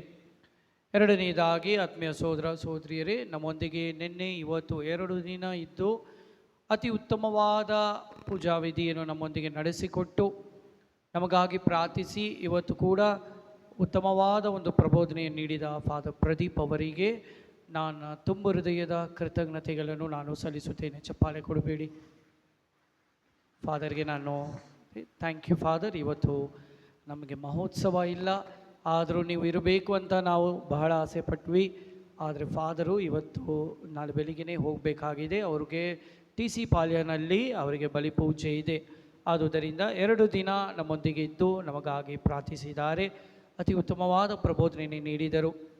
ಪ್ರತ್ಯೇಕವಾಗಿ ಶಿಲುಬೆ ಹಾದಿಯಲ್ಲಿ ಆ ಎನರ್ಜಿ ಕಳೆದುಕೊಳ್ಳದೆ ಮೊದಲನೇ ಸ್ಥಳದಿಂದ 14ನೇ ಸ್ಥಳ ತನಕ ಹಾಗೆ ಒಂದೇ ಟೆಂಪೋವನ್ನು ಮೇಂಟೈನ್ ಮಾಡಿದರು ಫಾದರಿಗೆ ಮಗದೊಮ್ಮೆ ನನ್ನ ತುಂಬ ಆಳದ ಹೃದಯದ ಕೃತಜ್ಞತೆಗಳು. ನಾನು 2020ರಲ್ಲಿ ನೋಡಿದೆ ಫಾದರನ್ನು. ಇವತ್ತು ನಿನ್ನೆನೇ ನಾನು ಅವರನ್ನು ನೋಡಿದೆ. 4 ವರ್ಷ ಗ್ಯಾಪ್ ಇತ್ತು, ನಾವು ನೋಡಲೇ ಇಲ್ಲ. ನಾವು ನಿನ್ನೆನೇ ಸಂಧಿಸಿದ್ದು. ಅದು ಅತಿ ಉತ್ತಮವಾಗಿ ಇನ್ನೂ ದೇವರು ಅವರನ್ನು ಆಶೀರ್ವದಿಸಬೇಕು, ಹೇರಳವಾದ ಕಾರ್ಯಗಳು ನಿರ್ವಹಿಸಬೇಕೆಂದು ನಾವು ಪ್ರಾರ್ಥಿಸೋಣ. ಈಗ ದಯಮಾಡಿ ಭಕ್ತಿ ವಿಶ್ವಾಸದೊಂದಿಗೆ ಗಾಯನ ವೃಂದದವರು ಮೆರವಣಿಗೆಯ ಹಾಡನ್ನು ಹಾಡುತ್ತಾರೆ. ಆಗ ದಯಮಾಡಿ ಎಲ್ಲರೂ ಕೈ ಹಾಕಬೇಡಿ, ಎಲ್ಲರೂ ಬಂದು ಮುಟ್ಟಬೇಡಿ. ಯೂತ್ ಮಕ್ಕಳು ಅದನ್ನು ತಗೊಂಡು ಬರುವಾಗ ಮಂತ್ರಿಸಿದ ನಂತರ ಹೇಳಿದ ಹಾಗೆ ಮೆರವಣಿಗೆಯನ್ನು ನಾವು ಮುನ್ನಡೆಸೋಣ.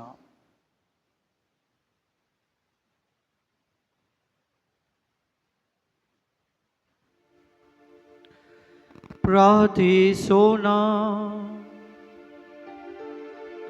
ಸರ್ವಶಕ್ತ ಸದಾ ಜೀವಿಸುವ ದೇವರೇ, ಕ್ರಿಸ್ತರ ಪವಿತ್ರ ಮರಣ ಮತ್ತು ಪುನರುತ್ಥಾನದ ಮೂಲಕ ನೀವು ನಮಗೆ ಜೀವವನ್ನು ಮರಳಿ ದಯಪಾಲಿಸುತ್ತೀರಿ.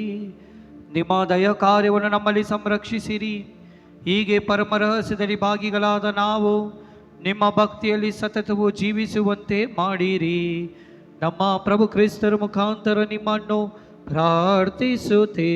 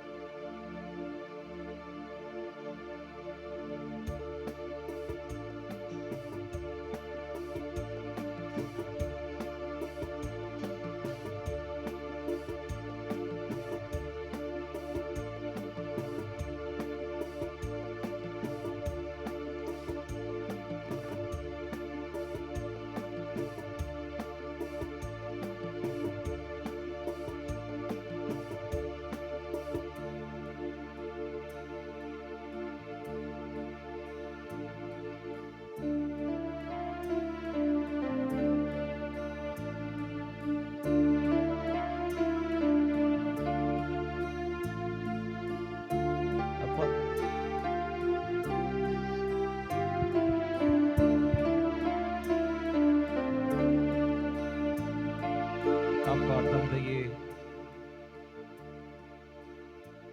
ಈ ಲೋಕಕ್ಕೆ ನಿಮ್ಮ ಏಕಮಾತ್ರ ಪುತ್ರರನ್ನು ಕಳಿಸಿಕೊಟ್ಟಿದ್ದೀರಿ. ಈ ಲೋಕವನ್ನು ಎಷ್ಟಾಗಿ ನೀವು ಪ್ರೀತಿಸಿದ್ದೀರಿ ಎಂಬುದಕ್ಕೆ ಇದೇ ಸಾಕ್ಷಿಯಾಗಿದೆ ಸ್ವಾಮಿ. ನಿಮ್ಮ ಏಕಮಾತ್ರ ಪುತ್ರರನ್ನು ಧಾರ ಎರೆಯಲು ನೀವು ಹಿಂಜರಿಲಿಲ್ಲ. ನಮ್ಮನ್ನು ಎಷ್ಟಾಗಿ ನೀವು ಪ್ರೀತಿಸಿದ್ದೀರಿ ಎಂದರೆ ನಿಮ್ಮ ಏಕಮಾತ್ರ ಪುತ್ರರನ್ನು ನಮಗಾಗಿ ಅರ್ಪಿಸಿದಿರಿ. ಅಂತೆಯೇ ಪ್ರಭು ಯೇಸು ಕ್ರಿಸ್ತರು ನಿಮ್ಮ ಚಿತ್ತವನ್ನು ನೆರವೇರಿಸಲು ತಮ್ಮನ್ನೇ ಬಲಿಯಾಗಿ ಅವರು ಸಮರ್ಪಿಸಿದರು. ಇಂದು ಅವರು ಮಾಡಿದಂತಹ ಆ ಒಂದು ಪ್ರಾಣ ತ್ಯಾಗ, ಈ ಒಂದು ತ್ಯಾಗವನ್ನು ನಾವು ಸ್ಮರಿಸುತ್ತಾ ಇದ್ದೇವೆ ಸ್ವಾಮಿ. ಪ್ರಭು ಯೇಸು ಕ್ರಿಸ್ತರು ನಮ್ಮ ಪಾಪಗಳಿಗೋಸ್ಕರ ಅವರು ಜರ್ಜರಿತರಾದರು, ರಕ್ತ ಸುರಿಸಿದರು, ಶಿಲುಬೆಯನ್ನು ಹೊತ್ತುಕೊಂಡು ಕಪಾಲ ಬೆಟ್ಟವನ್ನು ಹತ್ತಿ ಶಿಲುಬೆ ಮೇಲೆ ಅವರು ಪ್ರಾಣವನ್ನು ಅರ್ಪಿಸಿದರು. ಹೌದು ಸ್ವಾಮಿ, ತ್ಯಾಗ ನಮ್ಮೆಲ್ಲರನ್ನು ಪಾಪದಿಂದ ಬಿಡುಗಡೆ ಮಾಡಿದೆ, ದುಶ್ಚಟಗಳಿಂದ ಬಿಡುಗಡೆಯನ್ನು ಕೊಟ್ಟಿದೆ, ಅಂಧಕಾರದಿಂದ ನಮಗೆ ಬೆಳಕಿಗೆ ತಂದಿದೆ. ಸ್ವಾಮಿ, ನಿಮಗೆ ವಂದನೆಯನ್ನು ಸಲ್ಲಿಸುತ್ತೇವೆ. ಇಂದು ಅವರ ದೇಹದ ಮುಂದೆ ನಾವು ಇರುವಾಗ ಸ್ವಾಮಿ, ನಾವು ಸ್ಮರಿಸುತ್ತೇವೆ, ಸತ್ತವರಲ್ಲಿ ಪ್ರಪ್ರಥಮವಾಗಿ ಪುನರ್ಜೀವ ಹೊಂದಿ ಸಾವನ್ನು ಜಯಿಸಿದ ಮೃತ್ಯುಂಜಯ ಇವರಾಗಿದ್ದಾರೆ. ಇದರ ಮೂಲಕ ನಾವೆಲ್ಲರೂ ಪಾವನರಾಗುವಂತೆ ಈ ಒಂದು ದೇಹವನ್ನು ನಾವು ಈಕ್ಷಿಸುವಾಗ, ಅದನ್ನು ನಾವು ನೋಡುವಾಗ, ಮುಟ್ಟುವಾಗ, ಸ್ಪರ್ಶಿಸುವಾಗ ಆ ಒಂದು ಶಕ್ತಿಯನ್ನು ನಮ್ಮಲ್ಲಿ ಮೂಡಿಸಿರಿ, ಆ ಒಂದು ವರವನ್ನು ನಮಗೆ ನೀಡಿರಿ ಸ್ವಾಮಿ ಎಂದು ತಂದೆ ದೇವರ ಪವಿತ್ರ ನಾಮದಲ್ಲಿ ನಾವು ಪ್ರಾರ್ಥಿಸುತ್ತೇವೆ. ಆಮೆನ್.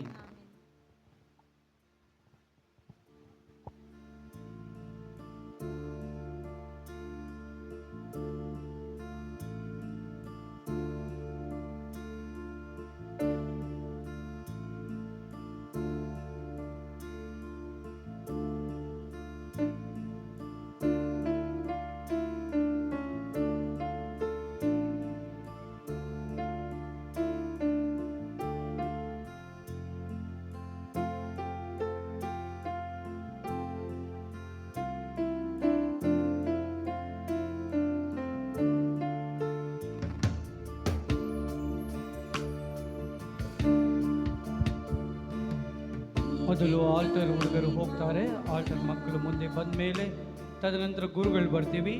ಅದಾದ ಮೇಲೆ ವಿಶ್ವಾಸಿಗಳು ನಮ್ಮನ್ನು ಪಾಲಿಸಬೇಕಾಗಿ ವಿನಂತಿ. ತದನಂತರ ಪಾರ್ಥಿವ ಶರೀರವನ್ನು ಕೊನೆಯದಾಗಿ ತರಲಾಗುತ್ತದೆ.